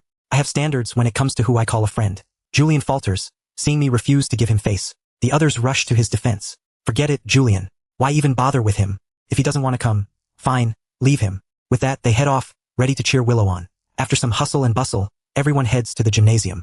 Willow has already changed into her athletic gear. She stands in front of Julian, who watches her with the corners of his mouth lifted. The moment she spots me arriving, Willow's gaze lands on me. Didn't you say you weren't coming? Julian follows Willow's line of sight and sees me, too. Watching the two of them, I ignore them both and head straight for the stands, looking for a decent seat. After a bit of searching, I finally find a spot near the front, deliberately keeping some distance from Julian and the others. I barely sat down with no sign of Sophia yet, but I do spot Blair, whom I'd run into a couple days earlier. Blair walks up to me. Evan, about you insulting me last time. Shouldn't you apologize? I can't help letting out a cold laugh. Are you sure it wasn't you who provoked me first? If she hadn't said what she said, I wouldn't have snapped at her. Blair looks at me puzzled. How did I provoke? You? Spreading rumors about girls. If not you, who else should I be mad at? That's just what everyone's saying. Well, everyone also says you're gay. Does that make it true, too? Blair, instantly on guard, demands who said that, watching her actually take it. Seriously, I can't help but laugh. Blair shoots me a curious look, refusing to let it go. Last time when you asked around for my name, was it because I'm genuinely speechless? Guess you still haven't looked in a mirror since I told you to. Blair presses on. Who's prettier, me or Willow? Sure. Willow's the campus queen at number 8 high, but Blair figures she can hold her own against her. I laugh. What? You? Interested in her? Afraid of what I might say next? Blair quickly cuts in. I mean, do I have a chance with you? You liked her so much before, why not fall for me instead? She flips her hair deliberately as she says it and shoots me a wink. A nearby guy can't help but gasp. So pretty. I've never witnessed such a cringeworthy pickup line before. I don't bother responding. Just then, scream erupts across the gymnasium. I glance toward the entrance and see it's Sophia walking in. Today, her team's uniform is pure white, and she's wearing number 11. Everyone had been fixated on Blair up until now. But the second Sophia appears, every pair of eyes in the room instantly shifts to her, stunned that Sophia actually showed up. Spotting her, Blair abandons our conversation entirely and rushes over to her. Sophia. Seeing her, I can't help but grin, waving at her enthusiastically. Sophia spots me, her expression staying as composed as ever. Blair stands quietly beside Sophia, following her line of sight, and sees me waving at Sophia like an overeager fan. She twitches her lips, so that's why she wasn't interested in me. She's got her eyes on my Sophia instead. Too bad. Sophia has never gone for guys, never once giving any of them a second glance. This one's bound to be disappointed. Sophia and Blair head off together to warm up. Willow doesn't miss my beside expression the moment Sophia appeared. Acting like a total S, she lets out a soft mocking laugh. Julian, watching her, asks, is Evan actually into Sophia now? The truth is, the instant Sophia walked in, even Julian had been momentarily captivated by her presence. But he knows full well that someone like Sophia is completely out of his league. She excels at everything, supposedly comes from a wealthy family, and word has it she isn't even interested in guys. Compared to Willow, there's no way he'd chase after someone with zero chance of reciprocating. Sophia has better grades than I do, comes from a better, wealthier family than mine. If I'd been after Willow, he could understand that. But me setting my sights on Sophia, that Julian genuinely cannot wrap his head around. Willow doesn't respond. I'm off to warm up. She'd assumed I'd come here for her only to find out I'd actually come to cheer for Sophia. Willow feels unbearably irritated. She'd always assumed that the moment I stopped watching her every move, she'd finally feel happier than anyone since I used to cling to her like glue, impossible to shake off. But now that I no longer depend on her at all, she finds herself endlessly irritated instead. It's always been this way. She's always regarded Sophia as her greatest rival. Back during the time she lived at the Chun household, she'd already sensed that Evan's father intended to arrange a marriage for me, and that person was Sophia. Back then, she'd thought, so what if Sophia outshines her in every way? The man Sophia would marry belonged to her Willow entirely. Sophia didn't even look twice at me. Whenever she thought about it, her heart would swell with satisfaction. After feeling so inferior for so long, finally getting to savor a moment of triumph. But now that I've actually shifted all my attention onto Sophia, Willow looks distinctly uncomfortable. Vanessa is standing beside Julian, and seeing me seated on the opposite side of the stands, I go buy some water, handing some out to the guys sitting near me, some of whom have talked trash about me before. Not that it's surprising since they're not even in my class. Bad-mouthing me was to be expected. But now actually spending time with me, they realize I'm not so bad after all. The ones who accept my water start looking at me with noticeably softer eyes. Is he trying to win people over? With Sophia here, he's probably desperate to show off. You mean he's actually trying to pursue Sophia? God, he must have lost his mind being this bold about it without even trying to hide it. I just saw Blair talking to him earlier, too. Is he seriously chasing anyone decent looking now? Julian lets out a sigh. He's got the means to back it up. Blair honestly isn't even at school to study. She's got it rough, too, in a way. If she had parents keeping an eye on her, things might have turned out differently. Vanessa scoffs. What's there to pity about her? You're just too soft. Always making excuses for everyone. Vanessa only dares to mock me behind my back these days, never to my face. The women's tennis match kicks off soon after. I watch intently. Today's match is especially fierce. Right from the start, both Blair and Willow rack up 2 code violations each in quick succession, stunning the whole crowd. Under normal circumstances, a match wouldn't turn this intense right out of the gate. Willow had originally shown up with Sophia in mind, convinced she had to outplay her to make me look at her again. She might not love me, but she can't stand the thought of me not loving her. She wants to prove to me that she's the one truly worth my devotion. Instead, Blair comes charging in out of nowhere, targeting her relentlessly. For Sophia, a match like this is practically effortless. She's not even at the varsity level herself. Though no one high's varsity team is quite strong, playing alongside them, Sophia is still clearly on a different level entirely. After a few rallies, she starts coasting through the match. I watch quietly from the side, noticing how completely different her whole approach is from everyone else's compared to Willow, who's playing flawlessly, desperate to win. Sophia looks like she's just here to have fun. When the first half ends at the rest area right in front of me, Sophia sits watching Blair intently, unblinking. Fighting this hard today. She'd noticed Blair fixated on Willow the entire time. Something Blair never used to do before. Some guy called me ugly, so I need to work hard to prove myself. Show him what I'm made of. Sophia hears Blair's words, but doesn't think much of it. After finishing her water, Blair turns around and spots me sitting in the stands, flashing a grin and calling out loudly, "So, am I fierce or what? I just destroyed your precious Willow." The moment Blair says this, Sophia beside her shoots her a glance. And for reasons Blair can't quite explain, she suddenly feels a chill run down the back of her neck. Compared to Blair's fiery enthusiasm, I notice Sophia's warmth toward me falls conspicuously short, for instance. Right now, even as Blair turns to look at me, Sophia doesn't spare me a glance, just sitting there. It's simply her nature to be reserved. Probably not one to seek attention in a setting like this. But the more distant she is, the more intriguing I find her. I grin and call out, Sophia, you're so fierce out there. Hearing me shout that toward Blair's side, she scoffs. She's clearly doing it on purpose, still holding a grudge from our argument a few days ago. Sophia glances over at the outspoken Blair. Is that so?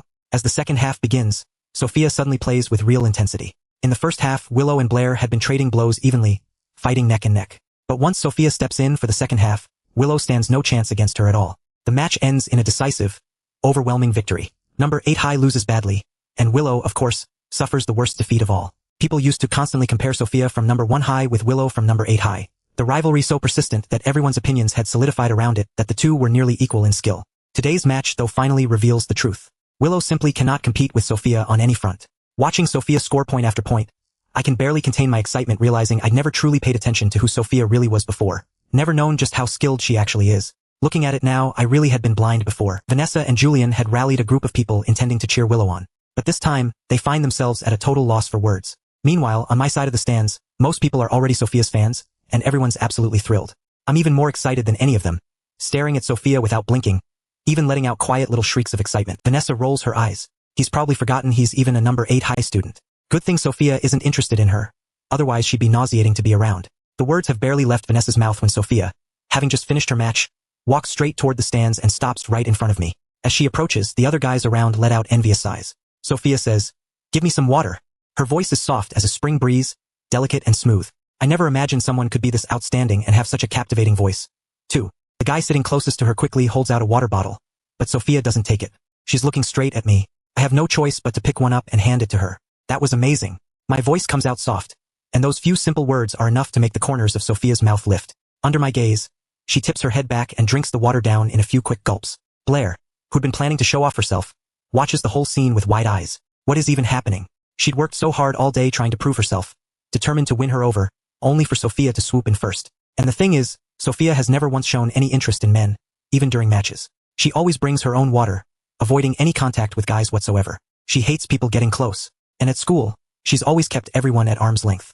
So why now could it be that Sophia's actually fallen for him? The thought leaves Blair utterly stunned.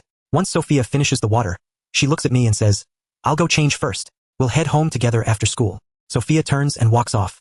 Blair stares at her wide-eyed. "Sophia, do you know him?" Sophia answers with perfect composure. "I'm pursuing him." Noticing Blair staring at her, Sophia asks, "What? You have an issue with that?" Blair wouldn't dare. Of course not. She'd simply never expected that I would be the one Sophia had her eye on, especially now. Recalling everything she'd said in front of Sophia earlier, Blair could slap herself. She rushes to apologize to Sophia. "I really didn't mean anything by it. I had no idea he was if I'd known. I never would have said that." Sophia's expression stays perfectly calm. "It's fine. He's not interested in you. So, where do things stand between you two right now?" "Nowhere yet. He hasn't noticed me that way. Even though I'm officially her tutor." Sophia figures I probably don't see her that way since I'm hung up on Willow, and she's likely just someone I'm using to provoke Willow. Still being useful to me in that way doesn't bother her much. Just being able to stay near me already makes her happy enough. Hearing Sophia say this, Blair can't help but glance back once more at me, still standing in the stands. I'm standing there looking her way, having shouted so earnestly earlier, assuming I belong to her, only to realize it's actually Sophia who's the one sing.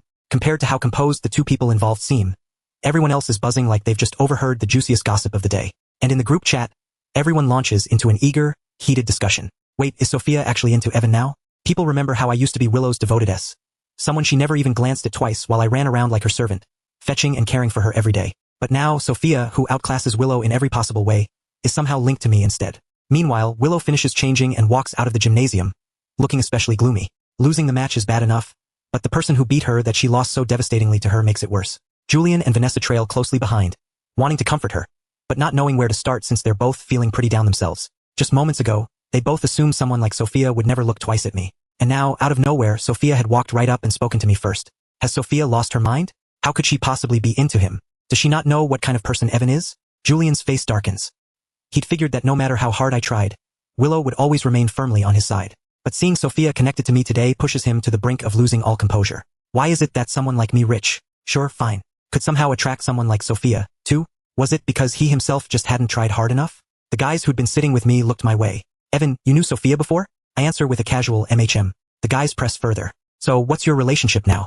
Having been close by earlier, they couldn't help but notice how differently Sophia's eyes had lingered on me. There was clearly something more there, making it impossible not to speculate. After everything with Willow, I've learned not to flatter myself, worried I might end up looking like AS again in someone's eyes. Seeing them looking so curious, I say, our families just happen to know each other, so we've grown a bit closer. Ah, I see your family really is loaded, huh? After exchanging goodbyes with a few guys from other classes, I make my way back to the classroom. Seeing everyone staring at me, I'm well used to this kind of overreaction by now. I sit down quietly at my desk. A girl in front of me stares straight at me, her tone dripping with sarcasm. We lost the match and yet you look pretty pleased with yourself. She's a teammate of Willow's. I raise an eyebrow. You lost the match, not me. Why would I be upset? Getting noticed by Sophia must feel pretty great about yourself. Huh? I let out a soft laugh. What? Upset that she never noticed you instead? My words leave her speechless and she huffs, snapping her mouth shut in frustration. It's a while before Willow finally comes back, trailed by Julian and Vanessa. Willow sinks into her seat. I glance over at her, sensing that her anger right now is on the verge of boiling over. She always gets this worked up whenever Sophia's name comes up. In the past, I would have shared her outrage completely, but now I just find it entertaining. Willow's gaze lands on me, and seeing my smirk, her eyes turn even colder. What are you looking at me for? Your own skills weren't good enough and now you're blaming me for it. Willow stares straight at me. She just lost the match. And instead of offering any comfort, I'm sitting here mocking her, which grates on her badly. In the past, every time she lost a match to Sophia, I'd buy her things, shower her with gifts, do everything to cheer her up, telling her she was so much better than Sophia. But now I've started mocking her instead. The bell rings for the end of class. I quickly gather my things and stand up, walking out of the classroom. Seeing me leave, Willow stands up too, grabbing her belongings and following me straight out the door. She moves so quickly that Julian doesn't even manage to keep pace with her. I've barely reached the stairwell when Willow catches up right behind me, suddenly grabbing hold of my arm. I look at her, genuinely caught off guard. Willow, what are you doing? Willow stares at me, her eyes rimmed red. Seeing her like this, I'm momentarily stunned, too. Willow, struggling to hold back her emotions, asks me, are you really planning to be with Sophia from now on? The question genuinely surprises me. In the past, she never would have cared about something like this. What's going on with her now? Seeing Willow look at me as though I'd betrayed her somehow. I reach out trying to pry her hand off my wrist, only to find her grip surprisingly firm. I can't help but let out a laugh. Weren't you always annoyed by me clinging to you? You said that every single day I clung to you felt like a nightmare to you. Those were the exact words she said to me herself right before I died. If she hadn't said it, I never would have known that my love for her disgusted her that much. Turns out my wholehearted devotion wasn't precious to her at all. It was just a burden. Willow freezes at my words. I never said anything like that. She genuinely doesn't remember ever saying that. Of course, I know this version of her never said it. But that doesn't mean she never thought it. I let out a cold laugh. But you've always hated me, haven't you? If you didn't, why were you with Julian every single day, giving him things that were mine, treating him so well while treating me like a servant? As I say this, I force a few tears out of my eyes. Truthfully, I feel nothing for Willow anymore after everything I've been through. All that remains in my heart is hatred. I've already lived through it once. How could I possibly still love her? But my past self spent an entire lifetime yearning desperately for her love, hoping she'd care for me just a little more, only to end up meeting such a tragic fate. Every time I think back on it, my heart fills with unbearable sorrow and overwhelming grief that rises up inside me. If it hadn't been for this chance at rebirth, that version of me, abandoned in some cramped rental in the slums, would have been so pitiful. Just thinking about it, my eyes genuinely well up. Willow stares at my re-aimed eyes. She'd originally come to find me simply because she couldn't stand seeing me get so close to Sophia. But this time, she sees a depth of sorrow in my eye she's never witnessed before. She'd only ever failed to love me, that's all. She loves Julian. So why does she look through my eyes like she's committed some unforgivable sin? Had she really wounded me this deeply? I don't know. I just don't want to talk about feelings. Even now, she's still grasping for excuses. I reach up and wipe away my tears. I know you just don't want to talk about feelings with me. You and Julian are the ones who truly click, aren't you? So, if that's the case, then whether I'm with Sophia or Blair, it's none of your business, is it? She wants to say more, but my reaction has clearly stirred some guilt in her. While the two of us are locked in the standoff, Julian and Vanessa arrive on the scene. Julian stands at the top of the stairwell watching Willow and me. Julian looks between us in shock from his angle. Willow and I are standing awfully close, my hand still caught in her grip. The moment Julian appears, Willow seems to remember herself and quickly lets go. Watching her instinctive reaction, I let out a bitter smile. Don't come find me privately anymore. I'm worried it'll give Julian the wrong idea. With that, I don't linger any longer, turning and heading straight down the stairs. The moment I reach the bottom, my tear-blurred eyes are instantly wiped clean. I have no reason to shed real tears over a manipulator like her just now. I was only playing with her feelings for fun. In my last life, she deceived me so completely. So, this time I'm not about to let her off easy either. In her moments of despair, I'll always leave her just enough hope that I might still care for her. Watching me leave, Julian slowly descends the stairs and asks Willow, "What exactly happened between you two? I thought I saw him crying." I'm going back inside. She has zero appetite for explanations right now and no idea how to explain to Julian what just happened. My attitude a moment ago had convinced her I still love her, meaning it was her coldness toward me that pushed me towards Sophia in the first place. Maybe she shouldn't have let me find out about her and Julian. Just as I step out of the school gates, I find Sophia waiting quietly by the entrance. She's already changed out of her sports gear, now wearing her number 1 high uniform with Blair standing beside her. The two of them wait patiently for me. The moment I appear, Blair spots me first. Hearing the commotion, Sophia turns to look my way, too. By now, a crowd is gathered around campus, everyone drawn to whatever Sophia is doing. Seeing her on the court is one kind of impression, but seeing her here out of uniform gives off an entirely different vibe. Wearing the exact same uniform, Blair somehow still comes off looking a little plain by comparison, while that same crisp, clean uniform looks absolutely stunning on Sophia. The moment she sees me, she walks over on her own and takes my bag from me. Her actions make it obvious she genuinely treats me well. It's not me chasing after her at all. Sophia doesn't seem to mind what others think of her either. Her eyes settle on me. Let's go eat first. I nod in agreement. My mood hasn't been affected by Willow at all. That woman isn't even worth ruining my day over. Blair spots me and I glance up, shooting her an unimpressed look. Sensing my irritation, Blair reads the room and apologizes. So about before, I really didn't recognize a big deal like you. Please don't be mad at me. I was genuinely wrong. I don't bother arguing with her and simply ask Sophia, are you two friends? My tone carries an obvious hint of disdain. Sophia glances at Blair, then turns to me. No, we're not. It's entirely my fault. I apologize to you. You're the first person to ever call me out to my face. I remember it clearly. I was in the wrong. It's those idiots online spreading nonsense. I'll go find out exactly who started it. The Lee family car is already pulled up by now. Sophia ignores Blair entirely and opens the car door, watching as I climb inside. Blair stands on the curb and seeing Sophia and me get into the car together politely waves us off. Well, then I won't intrude any further. I'll head home. Wishing you and my Sophia a lifetime of happiness together and lots of kids soon. Sophia rolls up the window, telling me helplessly ignore her. I didn't expect you two to know each other. We just play tennis together sometimes. Mentioning tennis instantly brings back the image of Sophia dominating the court, and I can't help but gush. Sophia, you're incredible at tennis. You scored so many points single-handedly today. You should have seen how furious Willow was. Sophia watches me gush over her and replies coolly, it's just that she's too weak. If it weren't for Willow being in the match, she wouldn't have even bothered showing up herself. Hearing Sophia deliver such a blunt verdict on Willow in that serious tone, I find it genuinely amusing. I never expected her to talk trash about someone else too. Even if what she's saying is true, you're too impressive. Honestly, I don't even know what flaws you have.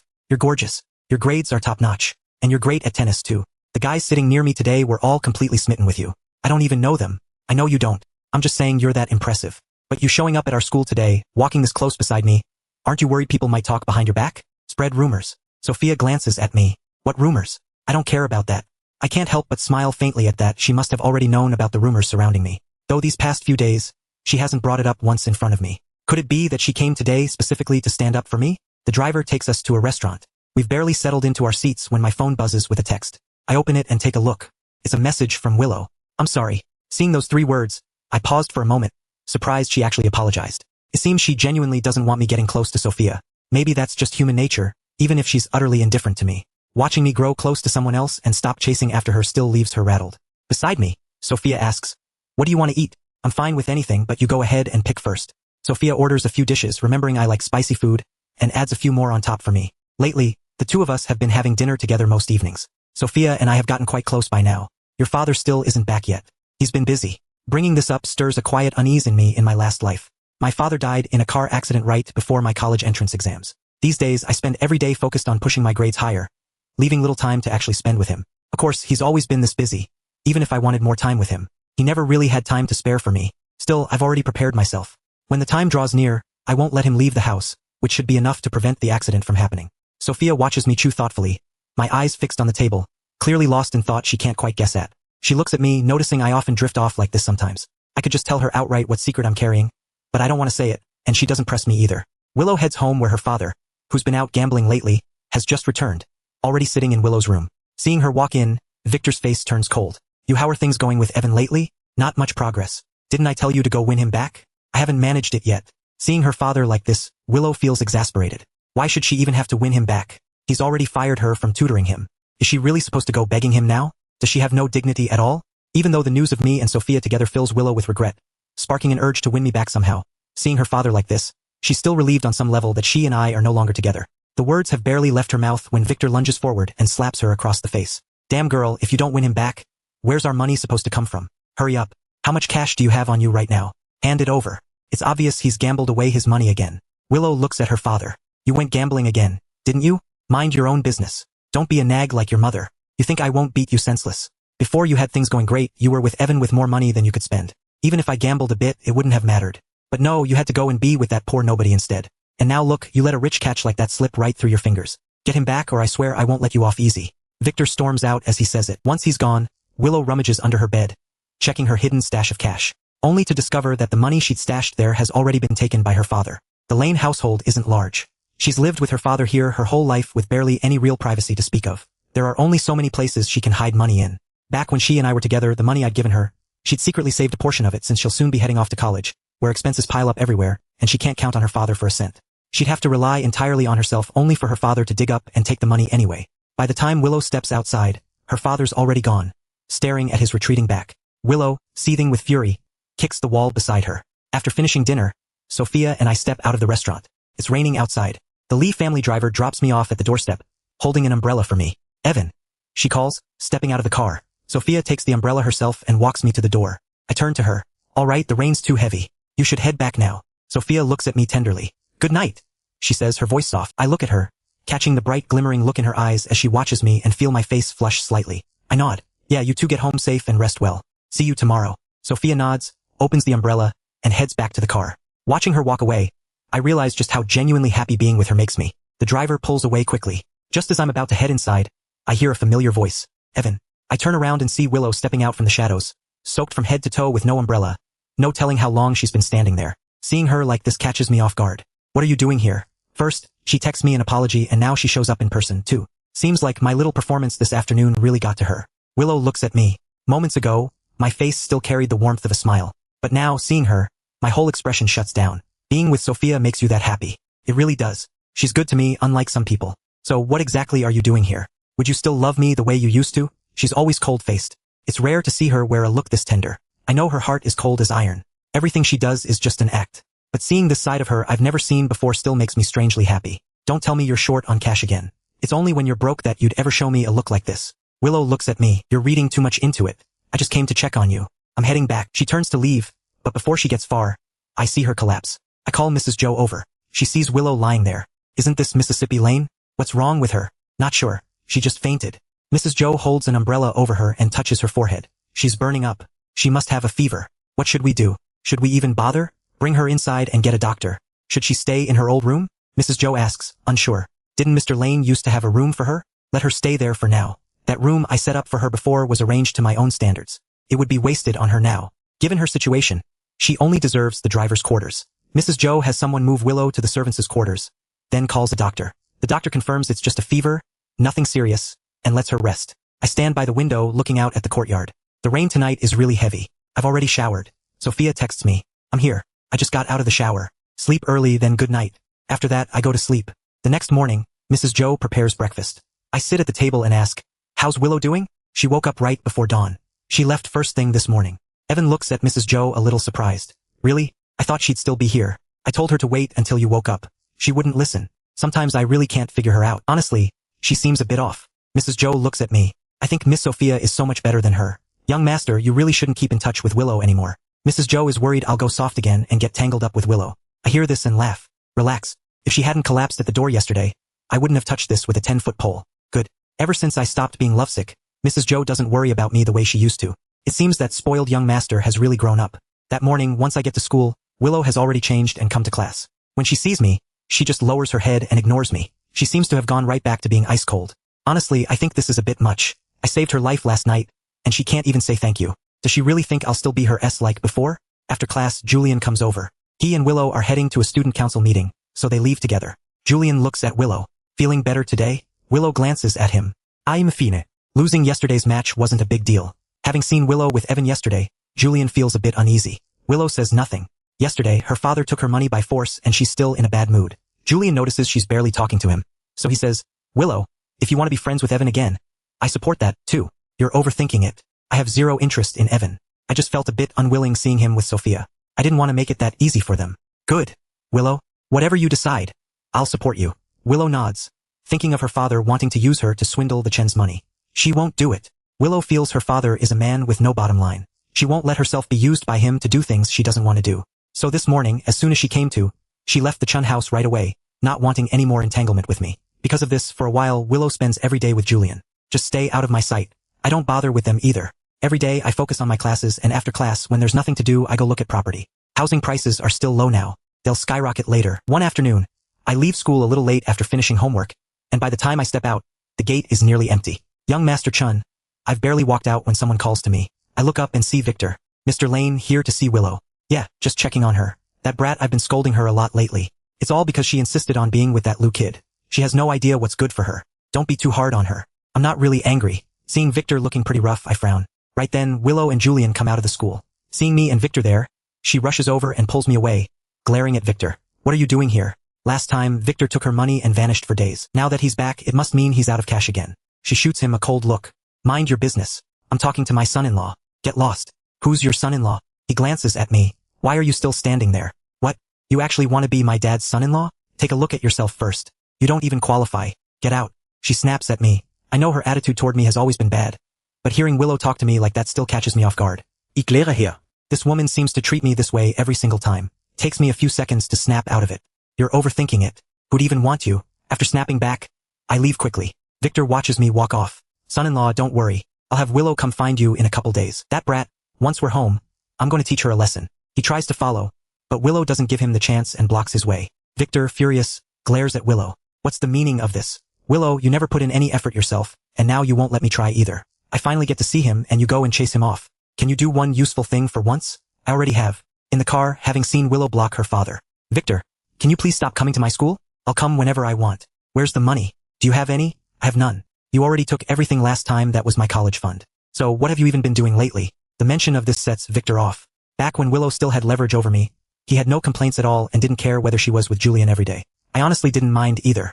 But now it's different. I thought Julian had stopped paying attention to Willow. Victor can't tolerate Willow going on like this. He needs to rein her in. Willow says, "This is my business. Just go. I have to get to work. Work, that's all you ever talk about. That crappy job barely pays anything a month. You'd be better off sweet-talking Evan.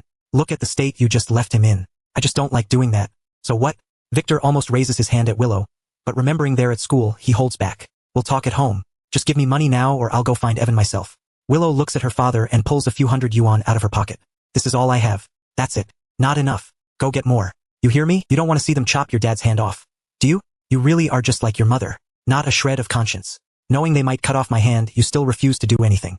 Willow, stone-faced, says whether he lives or dies is none of her business. She boards the bus, waiting right outside, not waiting for her father another second.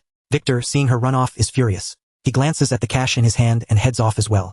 This daughter of mine gets more disobedient by the day. Julian had originally come out with Willow, but seeing the scene unfold, he doesn't dare step in. He just watches quietly from the side. Only once they both left does he come out. He'd only ever known Victor as the driver, never realizing he was actually Willow's father. And Willow doesn't even have money right now, yet he still shows up demanding cash. That's a bit much, honestly. Thinking about how awkward it would have looked if he'd stepped in, he simply stayed out of it and waited until they were gone.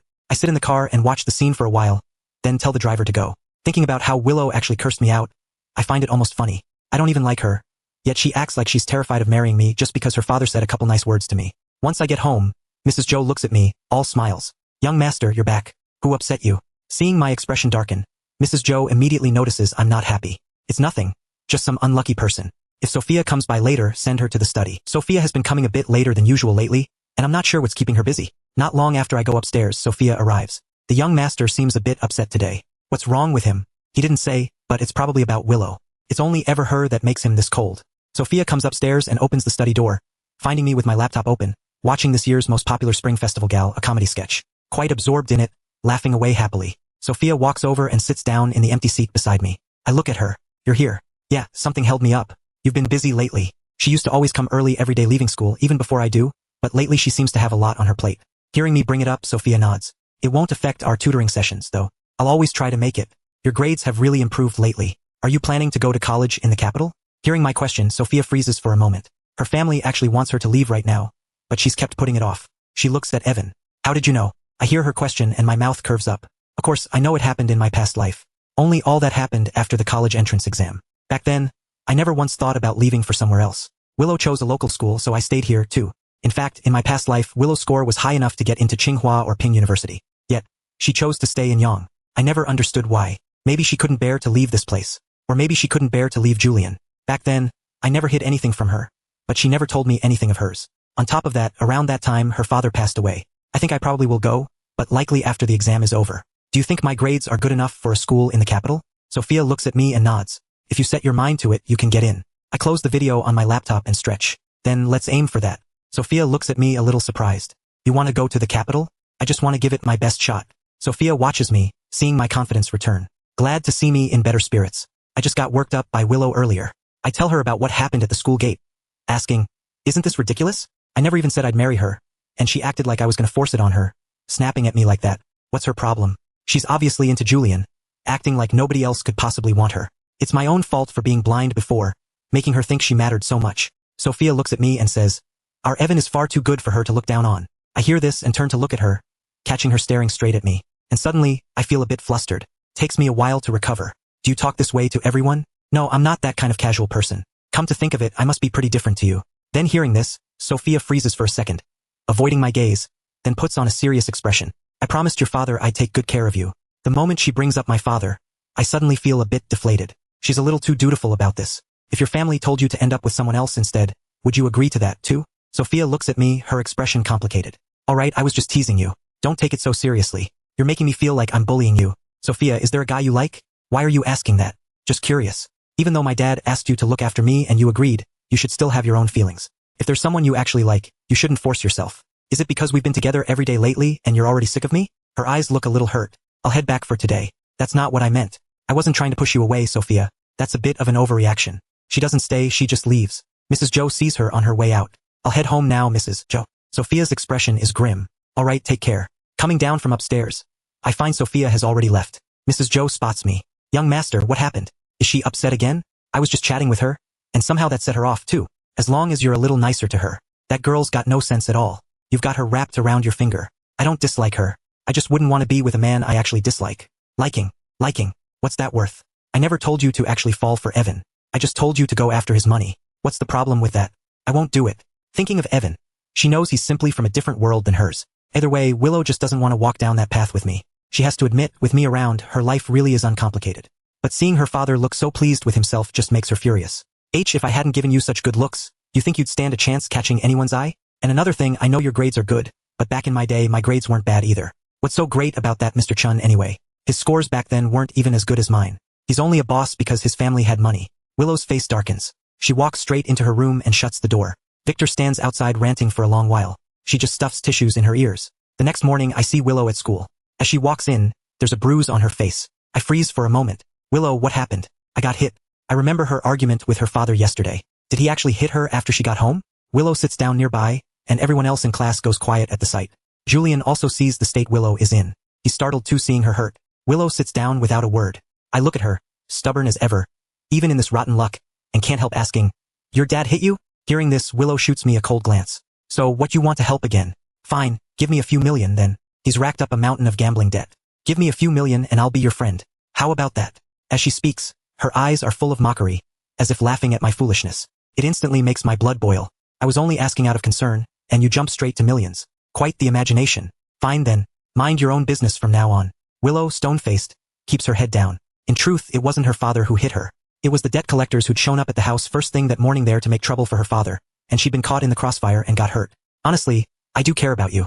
The word care makes something in Willow flicker for a moment. She glances at me. My mouth curves up.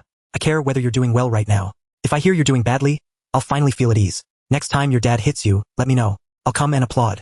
Willow pulls out her textbook, her expression turning utterly grim. Seeing me push things this far, she finally speaks. Don't tell me you think being with Sophia is going to make you happy. She's out of your league in every way. Why would she ever look at you? After a moment, I ask, which school are you aiming for? In my past life, both Willow and Julian went to Yoon University. But I'm still curious why Willow suddenly set her sights on Yoon University instead of Tsinghua or Peking University. Why do you even ask? Just curious. I want to see which school you both end up at. Maybe I'll join you there, too, since it's nice going to the same school when everyone already knows each other, right? That way, I could also see whether you two really last. Time slips by like a horse glimpse through a crack in the wall. In the midst of intense, focused exam prep, the college entrance exam finally arrives, then quietly ends. Outside the exam hall, the sun is bright, almost blinding. I take a deep breath. The air is filled with the scent of gardenias, carrying with it a sense of release and rebirth. I turn back for one last look at the familiar school gate. There's no hesitation in my heart, only clarity. This time, I fought for myself and I've handed in an answer I have no regrets about. Evan. Sophia's voice is cool yet warm. She stands under the shade of a sycamore tree, smiling as she watches me. How'd it go? I walk over quickly. How about you? That last big question. I bet you used the second method we discussed. Exactly right. Thanks to you, that approach felt tailor-made for me. I think I've got this one in the bag. The two of us exchange a smile, an unspoken understanding hanging in the air between us. Just then, a jarring commotion breaks out nearby. I look up to see Willow and Julian surrounded by a group of classmates. But the atmosphere feels a bit off. Willow's face is pale with deep dark circles under her eyes. It's clear this final stretch before the exam has been brutal for her. Her father, Victor's debt troubles hang over her like a shadow that never leaves. And the debt collectors have even shown up at school, pushing her already frayed nerves close to breaking. What stings even more is that just when she needed him most, Julian started drifting away, deliberately or not.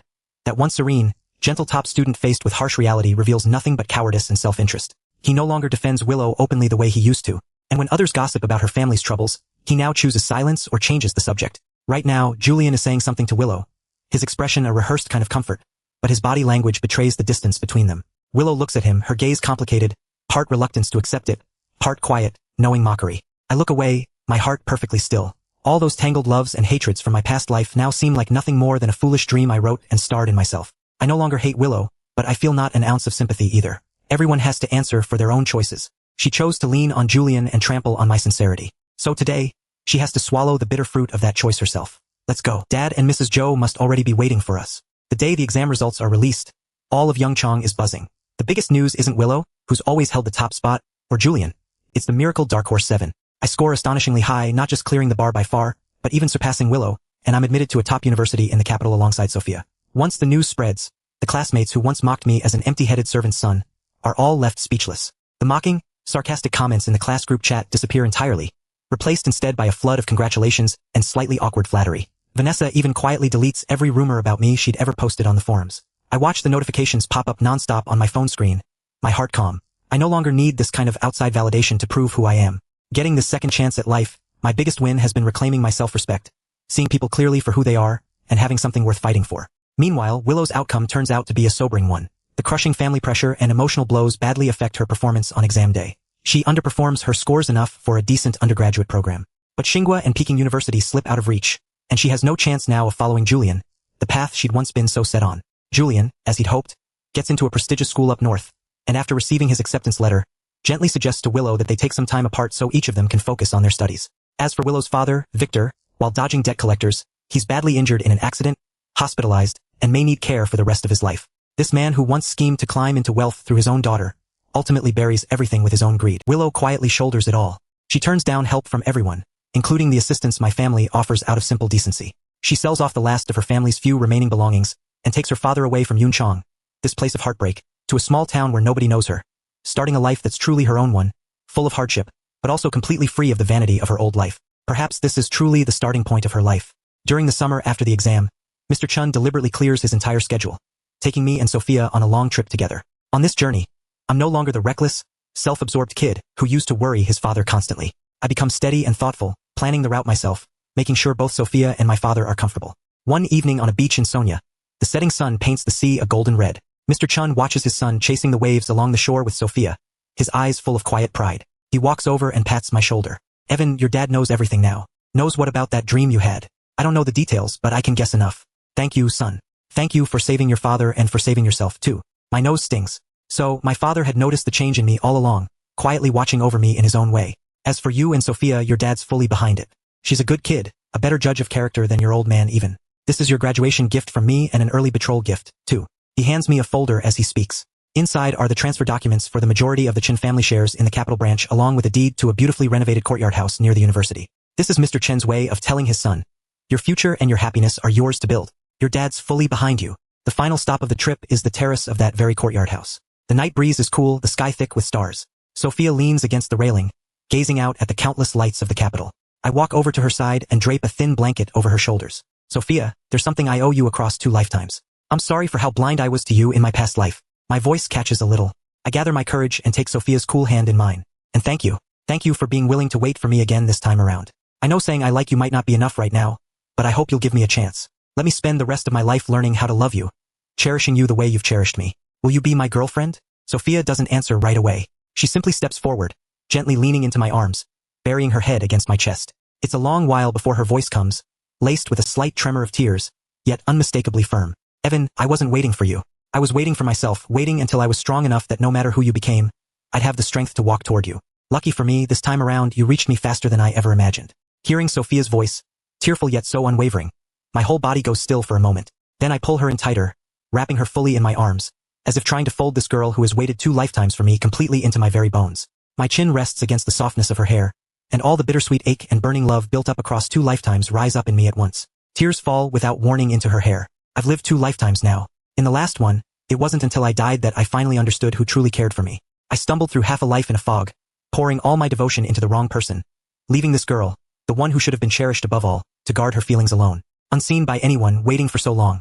Silly girl, I'm the one who should be calling myself lucky. I raise my hand and gently wipe away the still wet tears on her cheek, then look down at the green corners of her eyes.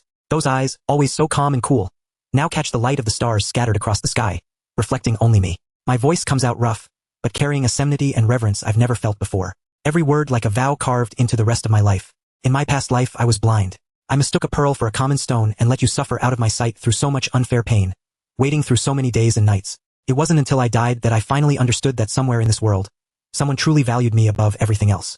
I lower my head, gently resting my forehead against hers, our noses touching, our breaths mingling. The summer night breeze carries the scent of gardenias from the courtyard, drifting across us, stirring the ends of our hair. This time around, the moment I woke up to a second chance, my first thought was to stay as far away as possible from all that rotten mess. My second thought was to run toward you with everything I had. I kept fearing I was running too slowly, that you'd have to wait too long, that just like in my past life, I'd break your heart again and you'd walk away. My thumb gently brushes across her cheek, taking in the glimmer of tears in her eyes.